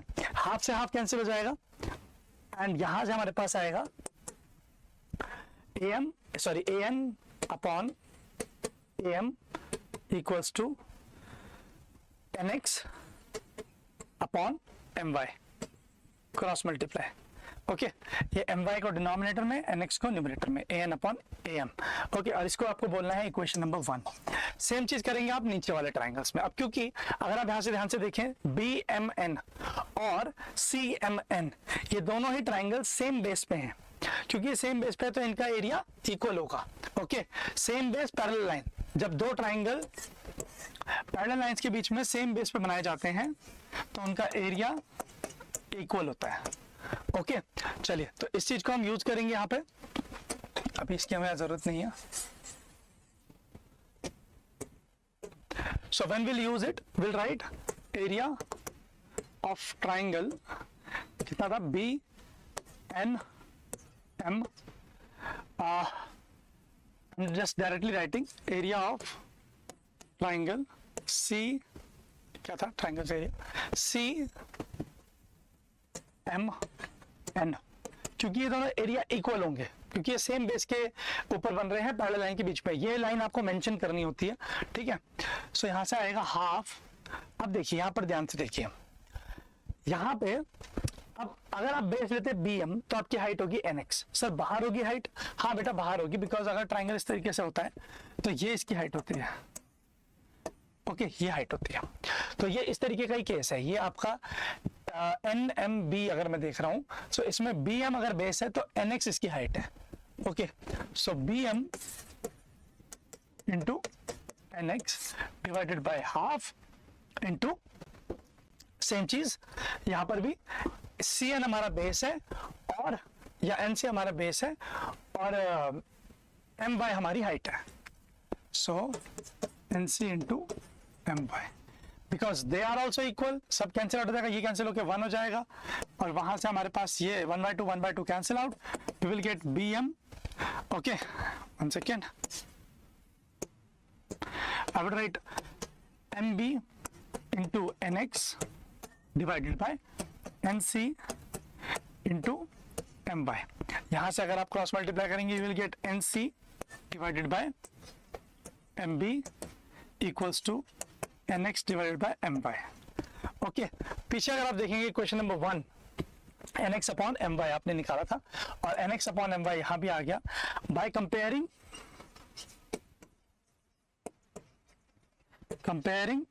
Equation 1 and 2, जब आप कंपेयर करेंगे NX upon MY is there and NX upon MY is there also, so you will get AN by AM equals to NC by MB। should be NC by MB. Okay. Okay ये आ गया हमारे पास. Now अब question में अगर हम देखें तो हमें चाहिए AM upon MB. AM upon MB, तो AM अपॉन MB तो क्रॉस मल्टीप्लाई कर दो, आपका आंसर यहां से आ जाएगा. You will get AM upon MB equals to AN upon NC and this is hence proved. Okay इस तरीके से बीपीटी प्रूव करी जाती है. अब ऑब्वियसली 5 मार्क का क्वेश्चन है, you can expect this much length. Okay you can expect this much length. इसमें कुछ भी हैरान होने वाली बात नहीं है सर, क्वेश्चन बहुत लेंदी है. लेंदी नहीं है, ये प्रूव है बेटा. क्लासेस में भी हमने बहुत बार किया है, आपने भी प्रैक्टिस किया होगा. It has to be like this. Okay जबकि मैंने थोड़ा सा स्टेटमेंट लिखा नहीं है, यहाँ पर आपको लिखना था कि AM is perpendicular to NX, ऐसे लिखना है आपको. एंड आपको लिखना पड़ेगा My is perpendicular to AN. ये कंस्ट्रक्शन है. साथ में आपको लिखना पड़ेगा you have joined MNC, you have joined BN and why it is equal, you have to write it here कि पैरेलल लाइन के बीच में you have triangle with the same height. So that's why. Anyways, this is the or part. और मेरे को ऐसा लगता है कि अगर किसी बच्चे को लेंथी क्वेश्चन से प्रॉब्लम है, थोड़ा टाइम बचाना है, they have to attempt this. This is or part. Okay B लिखा मतलब और है, आप समझते ही होंगे. ठीक है तो आपको या तो ये करना था या तो वो करना था. मेरे हिसाब से अगर ये करते तो आपका टाइम बच जाता. But let's see how much time we can save with this question. So in this question if you read the question properly, it is saying that ADPS respectively are the median of ABC and PQR. Okay ये median है, AD is median. Median की property होती है that on which line it is dropping, उस लाइन को ये equal हिस्सों में डिवाइड कर देता है. ओके तो बिकॉज पहली लाइन तो मैं यही लिख लेता हूं, since AD is median, okay, I can write BD equals to DC and in PQR में क्या बोल सकते हैं हम, QS इक्वल्स टू SR. अब आपको ये स्टेटमेंट ऐसे प्रॉपर लिखनी है कि since AD is median in triangle ABC, BD is equals to DC. Since in triangle PQR PS is median of PQR triangle, hence QS equals to SR. अब ये चीज हमें यूज करनी है. क्वेश्चन में गिवन है आपको that if this ABC is one second, ABC is similar to PQR, ये आपको गिवन है, माने ये दोनों ट्राइंगल्स सिमिलर है. ओके अगर सिमिलर है, okay so we can just get a lot of thing from here. Given है triangle ABC is similar to triangle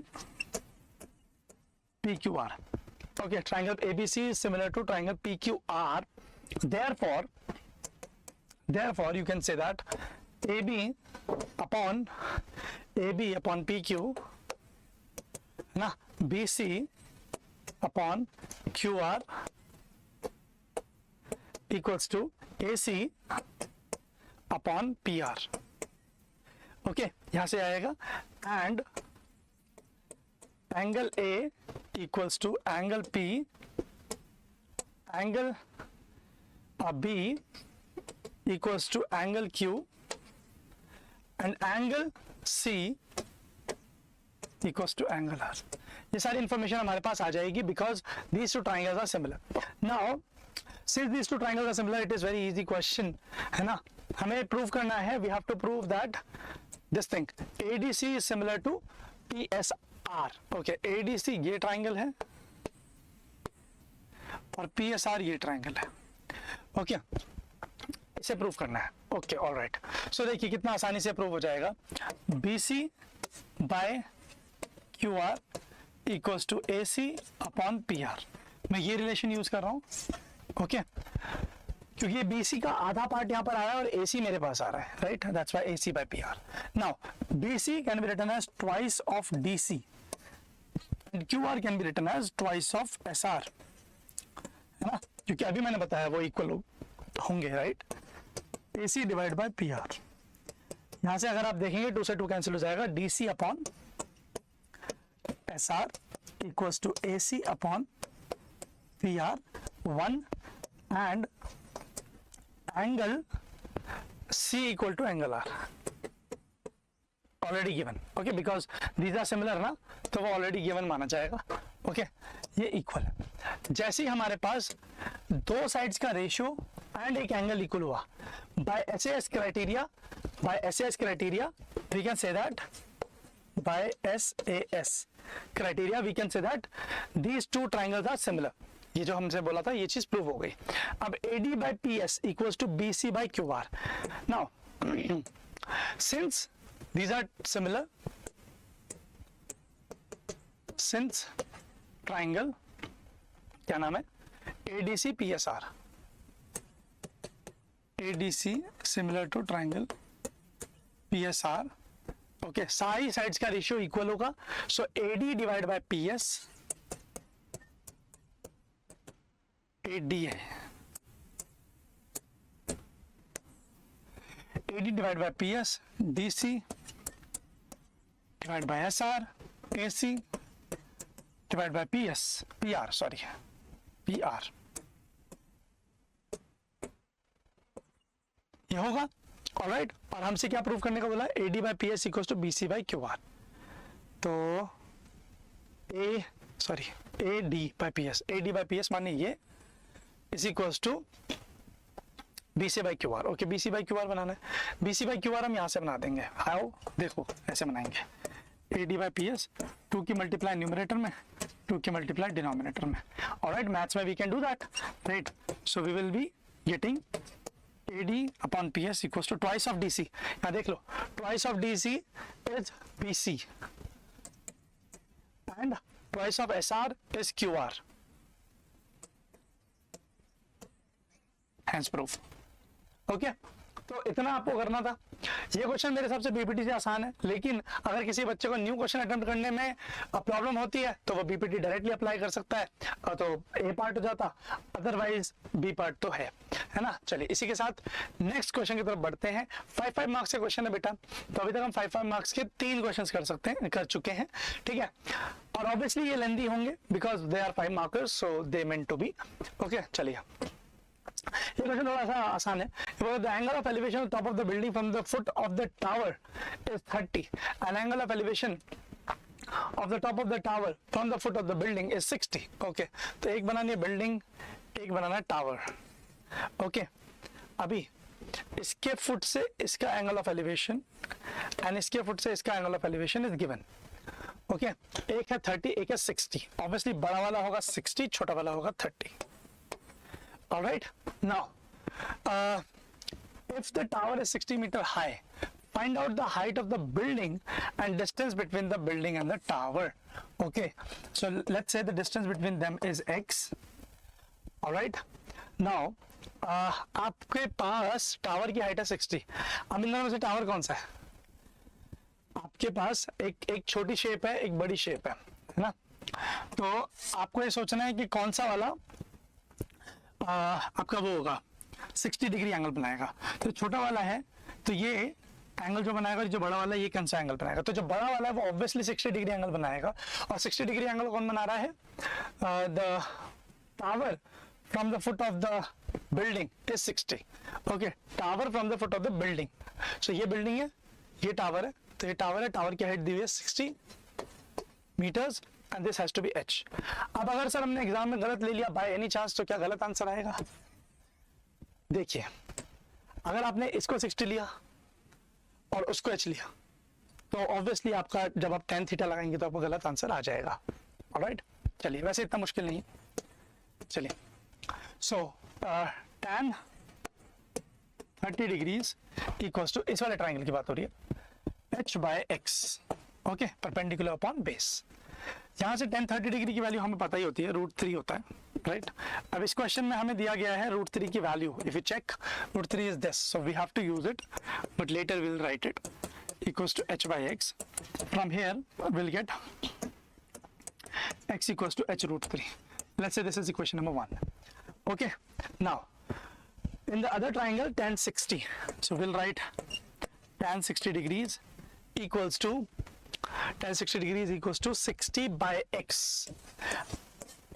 मैं तो अभी डायरेक्ट अप्लाई कर रहा हूँ, but you have to mention that tan theta is perpendicular upon base, otherwise 5 marks नहीं मिलेंगे, है ना। चलिए 60 by x, so it will be √3 equals to 60 into x. Okay, यहाँ से आ गया, मैं √3 को डिनोमिनेटर में ले जाता हूँ, so I will get x value which is 60 by √3।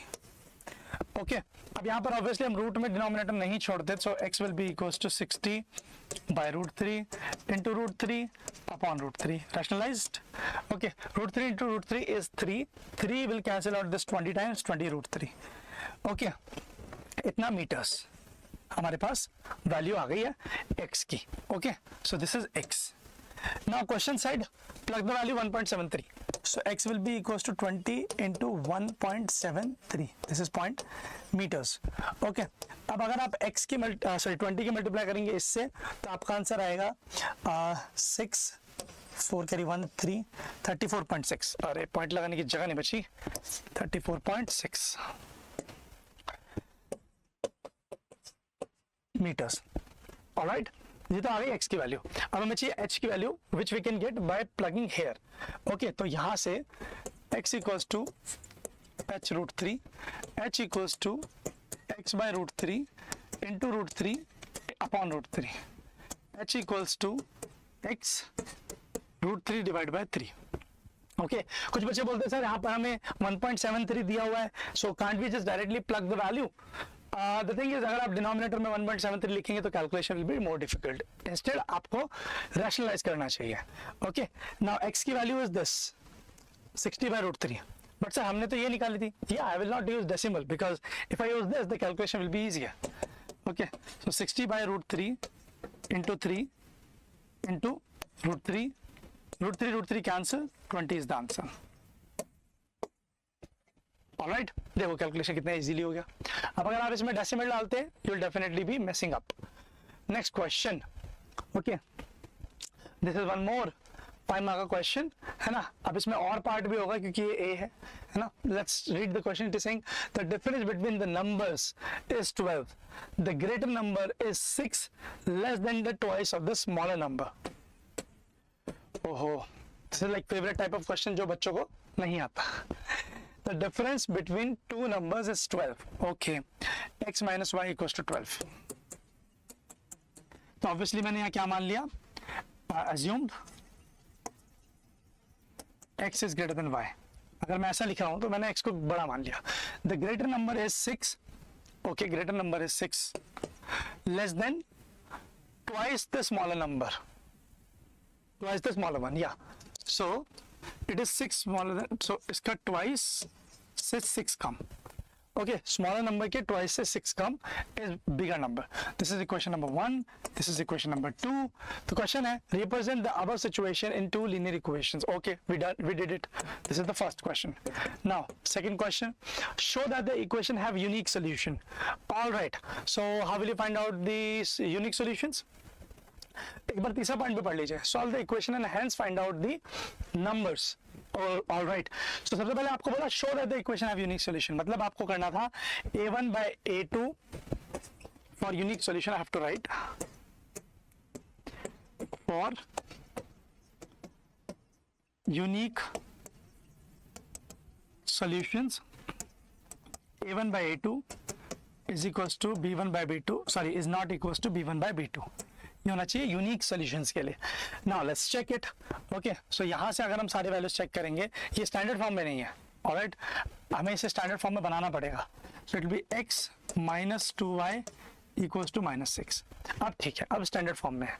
Alright, या तो यहाँ से a1 आया 1 अपॉन, यहाँ से a2 आया 1. ओके, नाउ यहाँ से b1 आएगा -1 और यहाँ से आएगा -2. कैंसिल आउट करेंगे, you will gate 1 upon 1 is 1 by 2, which is not equal, obviously. Okay, 1 upon 1 is not equals to 1 by 2. That's why we have shown it. Okay, हमने बोल दिया. Okay, solve the equation and hence find out the number.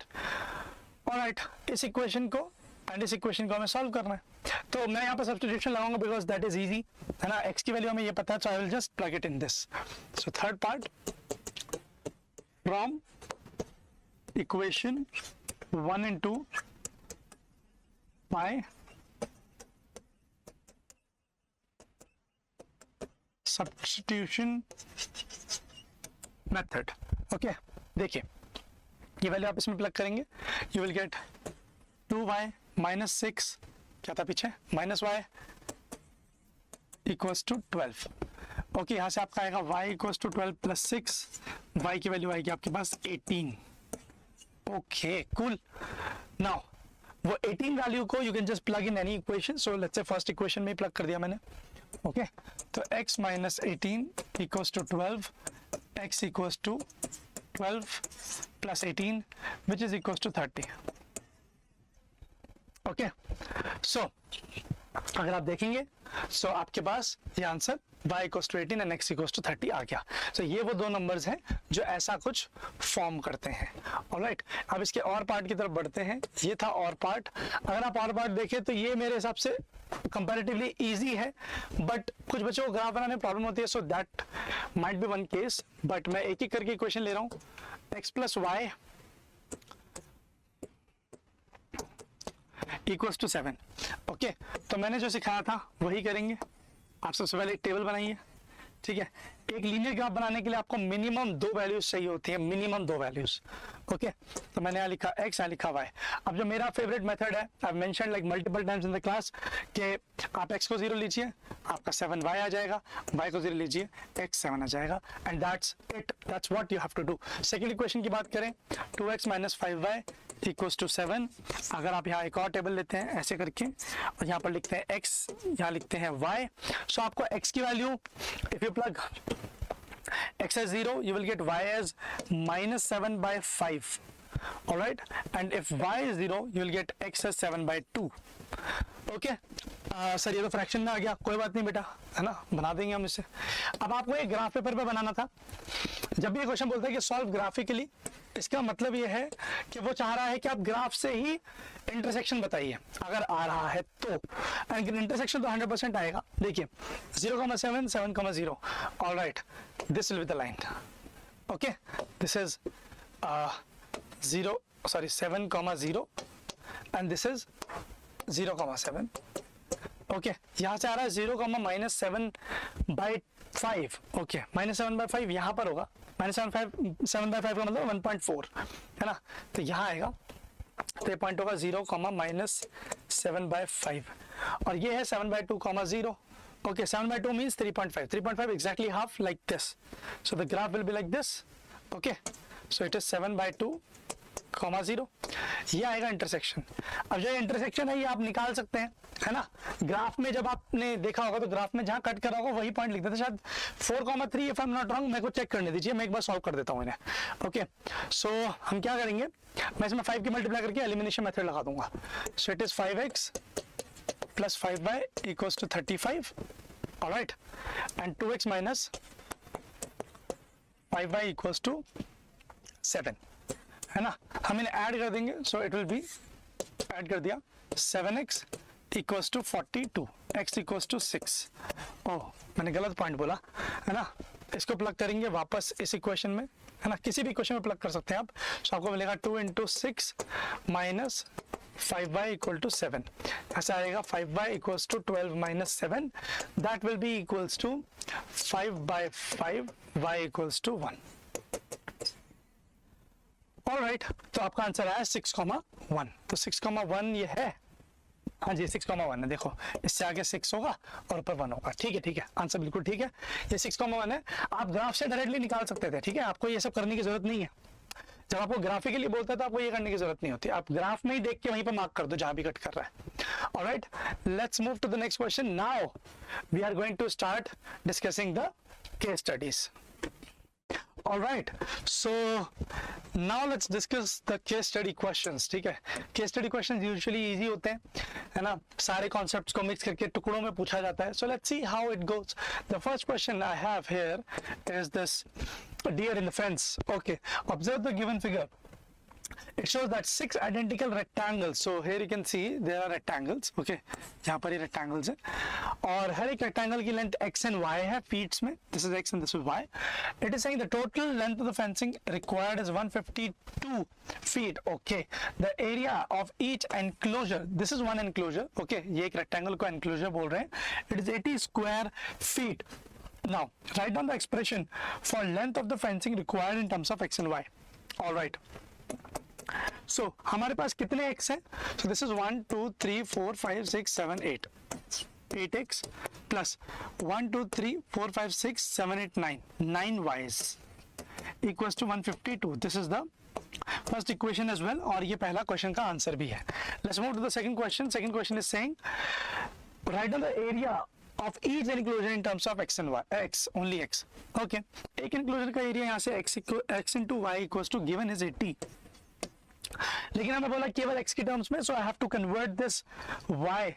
Okay, I have to get the y value from here. So I'll write from equation 1. This is equation number 2.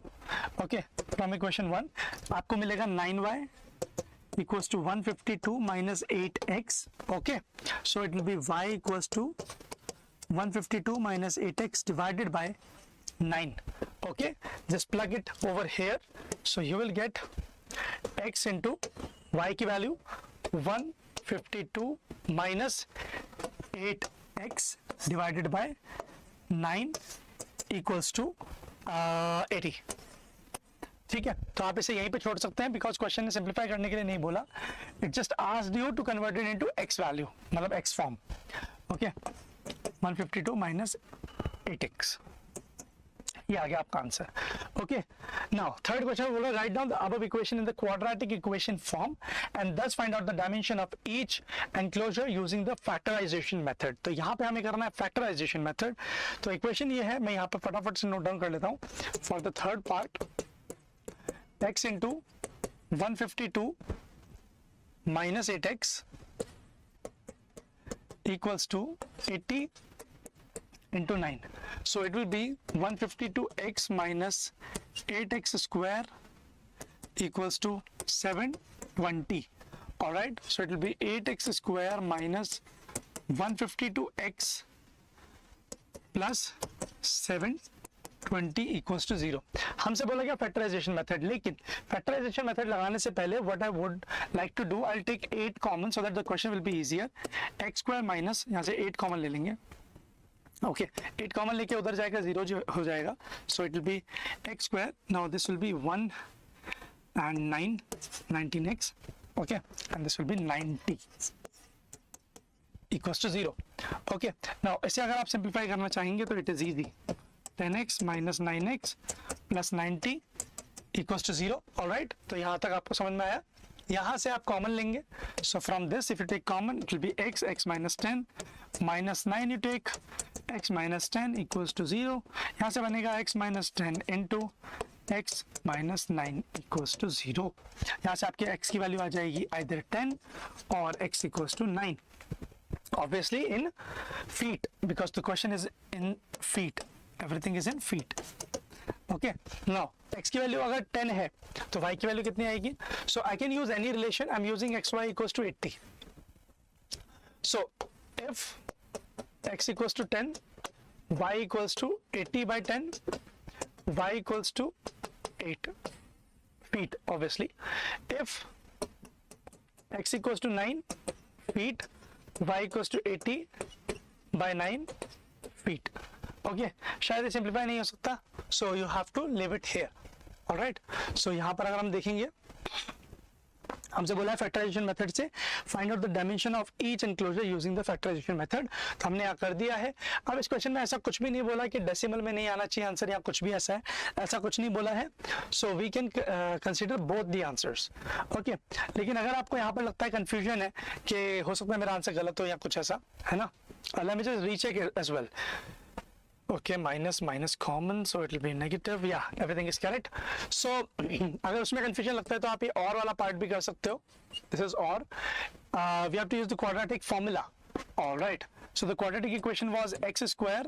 मैंने form कर दिया था, आपको ये same step follow करना है यहाँ तक. ओके इस स्टेप तक। यहां से आप लाओगे quadratic formula, not like this step, sorry, इस स्टेप तक। ओके तो हो गया x square minus 19x, x square minus 19x plus 90 equals to 0।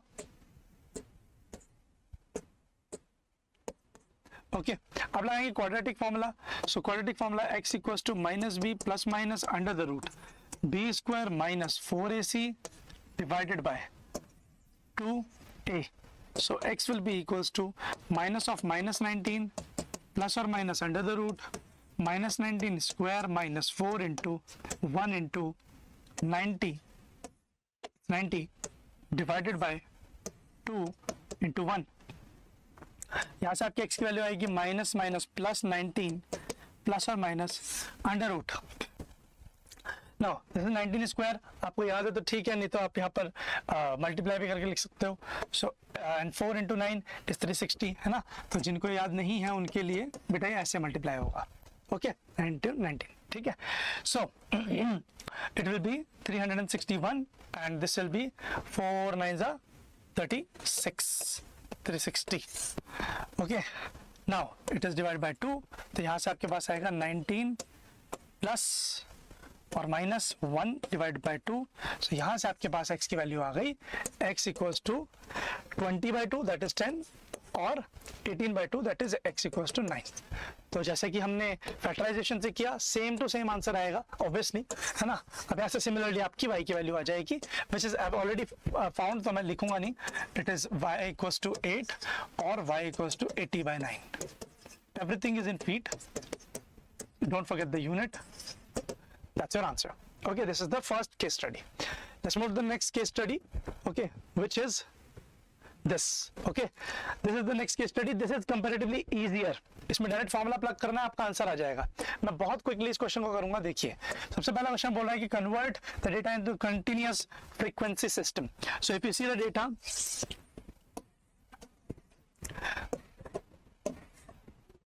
so it is 1 to 100. Okay, and this is 3 corresponding frequency 1012 to 200. So instead of writing the given thing I'm just converting it. तो कैसे करते हैं ऐसे करते हैं बेटा, यहाँ पे 100 और 100 में कितना अंतर है, 101 में एंड 100 में there is a difference of 1। सो 1 का डिफरेंस है, मतलब ऐसे डिफरेंस निकालते हैं पहले और उसको डिवाइड बाय 2 कर देते हैं, दैट इज 1/2 दैट इज 0.5। तो आपको 0.5 ऐड 0.5 सब्ट्रैक्ट करना है, that is 0.5 to 100.5। here you'll get 100.5 to 200.5, then you'll get 200.5 to 300.5, then you'll get 300.5 to 400.5 and 400.5 to 500.5. okay, so it is 3, it is 9, it is 12, it is 4, it is 2। Okay सारी frequencies यहाँ पर है।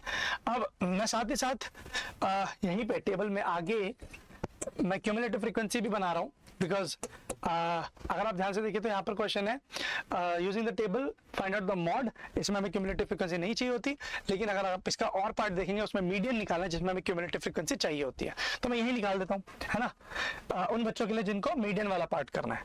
So cumulative frequency will be, sorry गलत जगह लिख दिया, so this is cumulative frequency 3 at 12 at 24 at 28 at 30।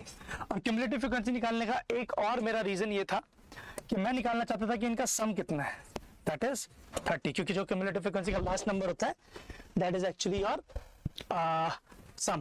okay, तो ये आ गया यहाँ से। Fine, now first question done. Second question, what is the quality of air is most of the day of the month. मतलब सबसे ज्यादा बार कहाँ पे आपकी क्वालिटी आ रही है, तो सबसे ज्यादा बार ये आ रही है, इसके कॉरस्पॉन्डिंग ये है, तो आप यही आंसर दे देंगे, है ना। सेकंड का आंसर क्या हुआ, ये तो फर्स्ट का आंसर हुआ, सेकंड का answer is this is first. Now the second answer is 200.5 to 300.5 और originally 201 to 300। Okay now let's move ahead, next question, using the table find out the mod. तो mod का पहली बात तो आपको फॉर्मूला पता होना चाहिए।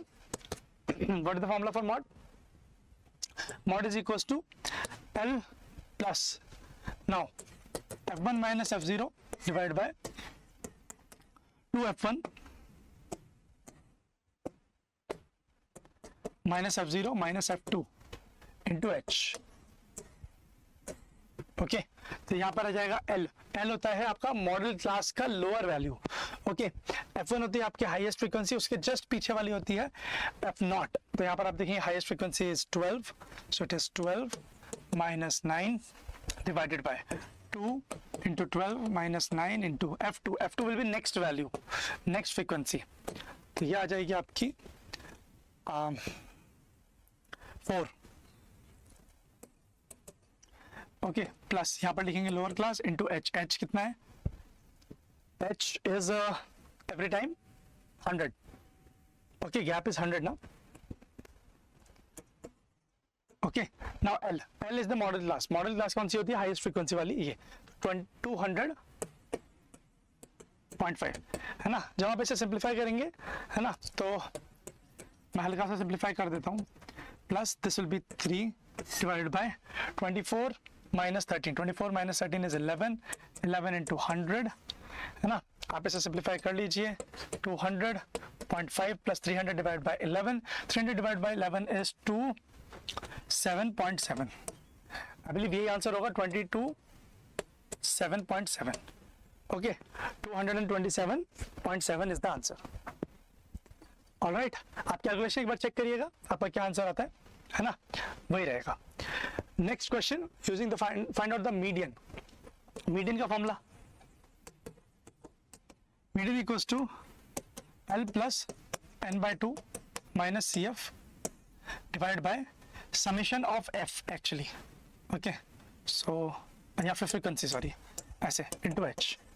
ओके समेशन ऑफ F तो ये होता है L इज द आपका मीडियन क्लास। तो इधर वापस डेटा पे आइए और फटाफट से देखिए कि आपके पास CF n/2 क्या है। पहले तो आपको n/2 निकालना होता है। तो यहाँ पर अगर आप निकालेंगे n/2 30/2 15 CF के लिए आप चूज करेंगे 15 से जस्ट बड़ा नंबर इज 24, उसके सामने वाला इज फ्रीक्वेंसी। ठीक है, तो यह आ गया आपका frequency, that was 12 I think. उसी के सामने होती है आपकी lower class limit 200.5। Okay n/2 is 15 minus जो फ्रीक्वेंसी यहां लिखनी होती है वो जस्ट n/2 से छोटी होनी चाहिए, that is 12 into 100 and that's your answer. Just calculate it, you'll get the answer 200.5 plus 3/12 into 100 1/4 25 225.5 is your answer. Okay, तो यहाँ पर ऐसे भी ये भी हो जाता है। Okay, अब ये नेक्स्ट क्वेश्चन आता है which is the last question I think, है ना। तो यहाँ पर अगर क्वेश्चन देखेंगे तो there is a डंडा, ओके लिखा भी हुआ है डंडा इन गिल्ली डंडा गेम, है ना। I don't know how much you know और नॉट, बट गिल्ली डंडा एक गेम होता है, हुआ करता था। तो गिल्ली डंडा में एक सिलेंड्रिकल शेप का डंडा है, diameter this length 42 centimetres. Okay तो हमारे पास ये जो शेप है गिवन है, find out the volume of the wood used to make both the conical part of the gilli. Okay so जो गिल्ली है यानी कि ये जो शेप है ना, इसका कोनिकल पार्ट का वॉल्यूम निकालने के लिए कितना वुड यूज होगा। Okay first question, volume of wood use to making both the conical part of the gilli. Okay conical part तो आपका हो जाएगा ट्वाइस, क्योंकि दो बार आपके पास कोनिकल पार्ट्स यहाँ पर देख पा रहे हैं आप, ट्वाइस इंटू 1/3 पाई r square h, 2/3 into 22/7 into r। सो इसका डायमीटर इज 1. यहाँ पर दिया हुआ है and the same radius 1. Here you can see conical ends of the same radius 1.5 centimeters. Okay, ये रेडियस है। All right. So if this is radius, it is 1.5 into 1.5 into h. h is the height, that is 2.8. All right, now 7 से cancel हो जाता है 0.4 times, 3 से ये भी आपका कैंसिल हो जाता है 0.5 times. If you just calculate it, you will get 4 into 11 into 7.5. Okay, sorry, 0.75. 2 है ना, 0.75. All right, now 0.75 will be multiplied with 4. Okay, so 4 5s are 20, 0 carry 2, 4 7s are 28 and 2 30. Okay, 3. All right, into 11, 33 centimeter cube. This is your answer for the first part. Okay, the second part is saying find out the volume of the wood used in making cylinder part of the gilli. Okay, तो cylinder का volume of cylinder, that is pi r square h. Okay, now pi is 22/7 into r. Now r in this question is 2 into 2 into height is 42. All right, 7 से cancel होगा, 42 will be 6 times 22. Sorry, I have to calculate now. तो ये हो गया 2 2 2 8, 11 into 8 into 6, that is 48 into 11, that is 825 centimeter cube per square h. Okay, all right, सही है ना. तो ये आ गया इसका area, volume. All right, now last question. A cylindrical log of the wood of the radius this and length 14 centimeter is used to make gilli. Find out the volume of wood scrapped. Okay, so बोल रहा है कि एक cylindrical log है, okay, of wood of radius this and length this, इतनी length और इतनी radius का एक log है used to make gilli. Find out the volume of the wood scrapped. Okay, okay, so हमें जो गिल्ली बनानी है उसके लिए एक सिलेंड्रिकल लॉग यूज हुआ है. ओके, तो सिलेंड्रिकल लॉग कुछ ऐसा दिखेगा. ठीक है, थर्ड वाली की बात हो रही है. इसकी रेडियस है 1.5, इसकी लेंथ है 14. Okay, is use to make the gilli. Okay, find out the volume of the wood scrapped. Wood scrap का क्या मतलब है? जो वुड हमारे पास वेस्ट हो गई है या हटा दी गई है, तो आपको क्या करना है, आपको यहां से ऐसे करके गिल्ली बनानी है. ओके, क्वेश्चन के अकॉर्डिंग आपकी जो गिल्ली है वो 7 सेंटीमीटर होगी, यानी ये जो लेंथ है यहाँ से ये और ये इक्वल होगी 3.5 3.5. ऑलराइट, मेरे हिसाब से इसकी जगह पे आपको बी पार्ट करना चाहिए था. It is like way more confusing.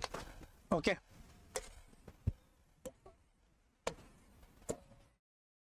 So total length is 14. आपको क्योंकि गिल्ली बनानी है, so what you will do, just make cones like this. Okay, and you will make cone like this. Okay, अब यहां से ये जो लेंथ है ये 7 रहेगी. Okay, according to the gilli original length, and this is 14 centimetres. Okay, इसका भी रेडियस आपका 1.5 है सेंटीमीटर्स. ओके, आप क्या करिए, आप पूरे सिलेंडर का वॉल्यूम निकालिए, फिर गिल्ली के सिलेंडर का वॉल्यूम निकालिए, उसमें 2 कोन का वॉल्यूम ऐड कीजिए एंड सब्ट्रैक्ट कर दीजिए टोटल में से. That's what you have to do. Okay, alright, this is so lengthy. Okay, volume scrapped है ना, will be equals to volume of log minus volume of gilli. So volume of log हुआ आपका pi are square h, क्योंकि cylinder है तो मैं direct values डाल रहा हूं. 22/7 into r 1.5 into 1.5 into height is 14 minus volume of गिल्ली. ना वॉल्यूम ऑफ गिल्ली is this plus this plus this. तो ये जो 2 कोन्स है हमने निकाले थे, हो गया ये 2 कोन्स का वैल्यू हमने यहाँ निकाला 33. डायरेक्टली यूज कीजिए. ओके, सो हो गया 33 प्लस वॉल्यूम ऑफ बीच का सिलेंडर, छोटा वाला cylinder, that will B 22/7 into 1.5 into 1.5 into 7. Okay, now calculate कर लीजिए, है ना।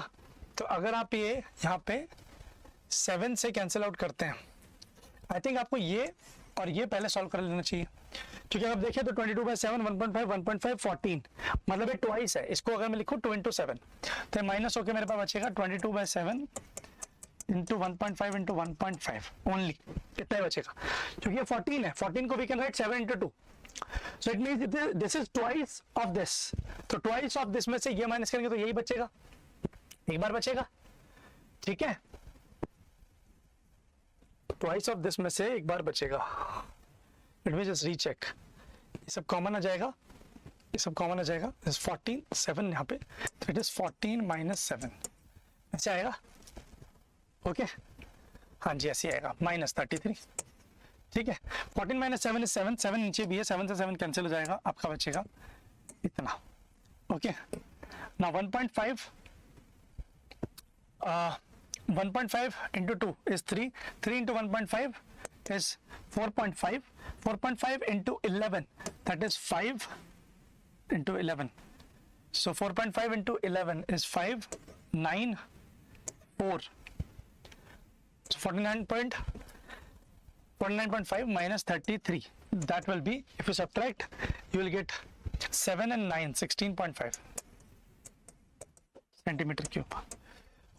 So much calculation. Obviously आपके पास अच्छा ऑप्शन था यहाँ पे इसे चूज करने का, find out the total surface area of डंडा।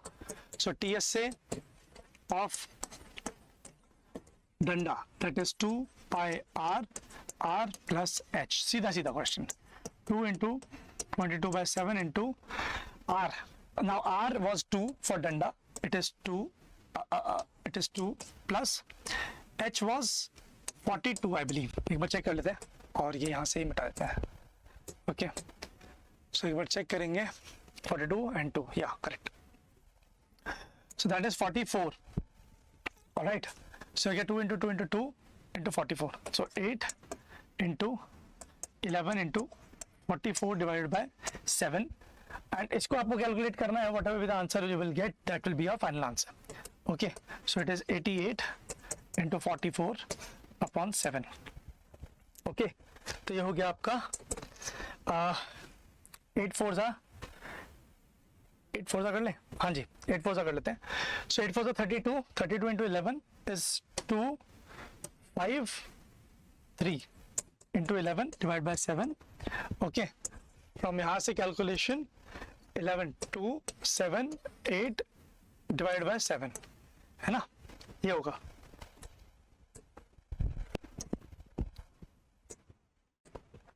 Two 7 8 3. Okay, now 7 5s are 35, 7 5s are 35, 3 carry over, 7 5s are 35, 2 7 3s are 21 point। अब ये लंबा सा डेसिमल चलता रहेगा, but I'll just write 2 points, so that much is enough, centimeter cube.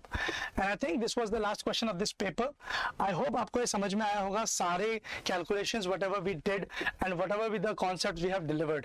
I believe सारे concepts जो भी आपने classes में पढ़े थे, that was to the point on the exam paper. Okay, so basic का paper it was like roughly moderate, but yes not impossible to do. Okay, हमने सब classes में किया हुआ था. So let's meet in the next session. Till then, bye bye. Have a great day.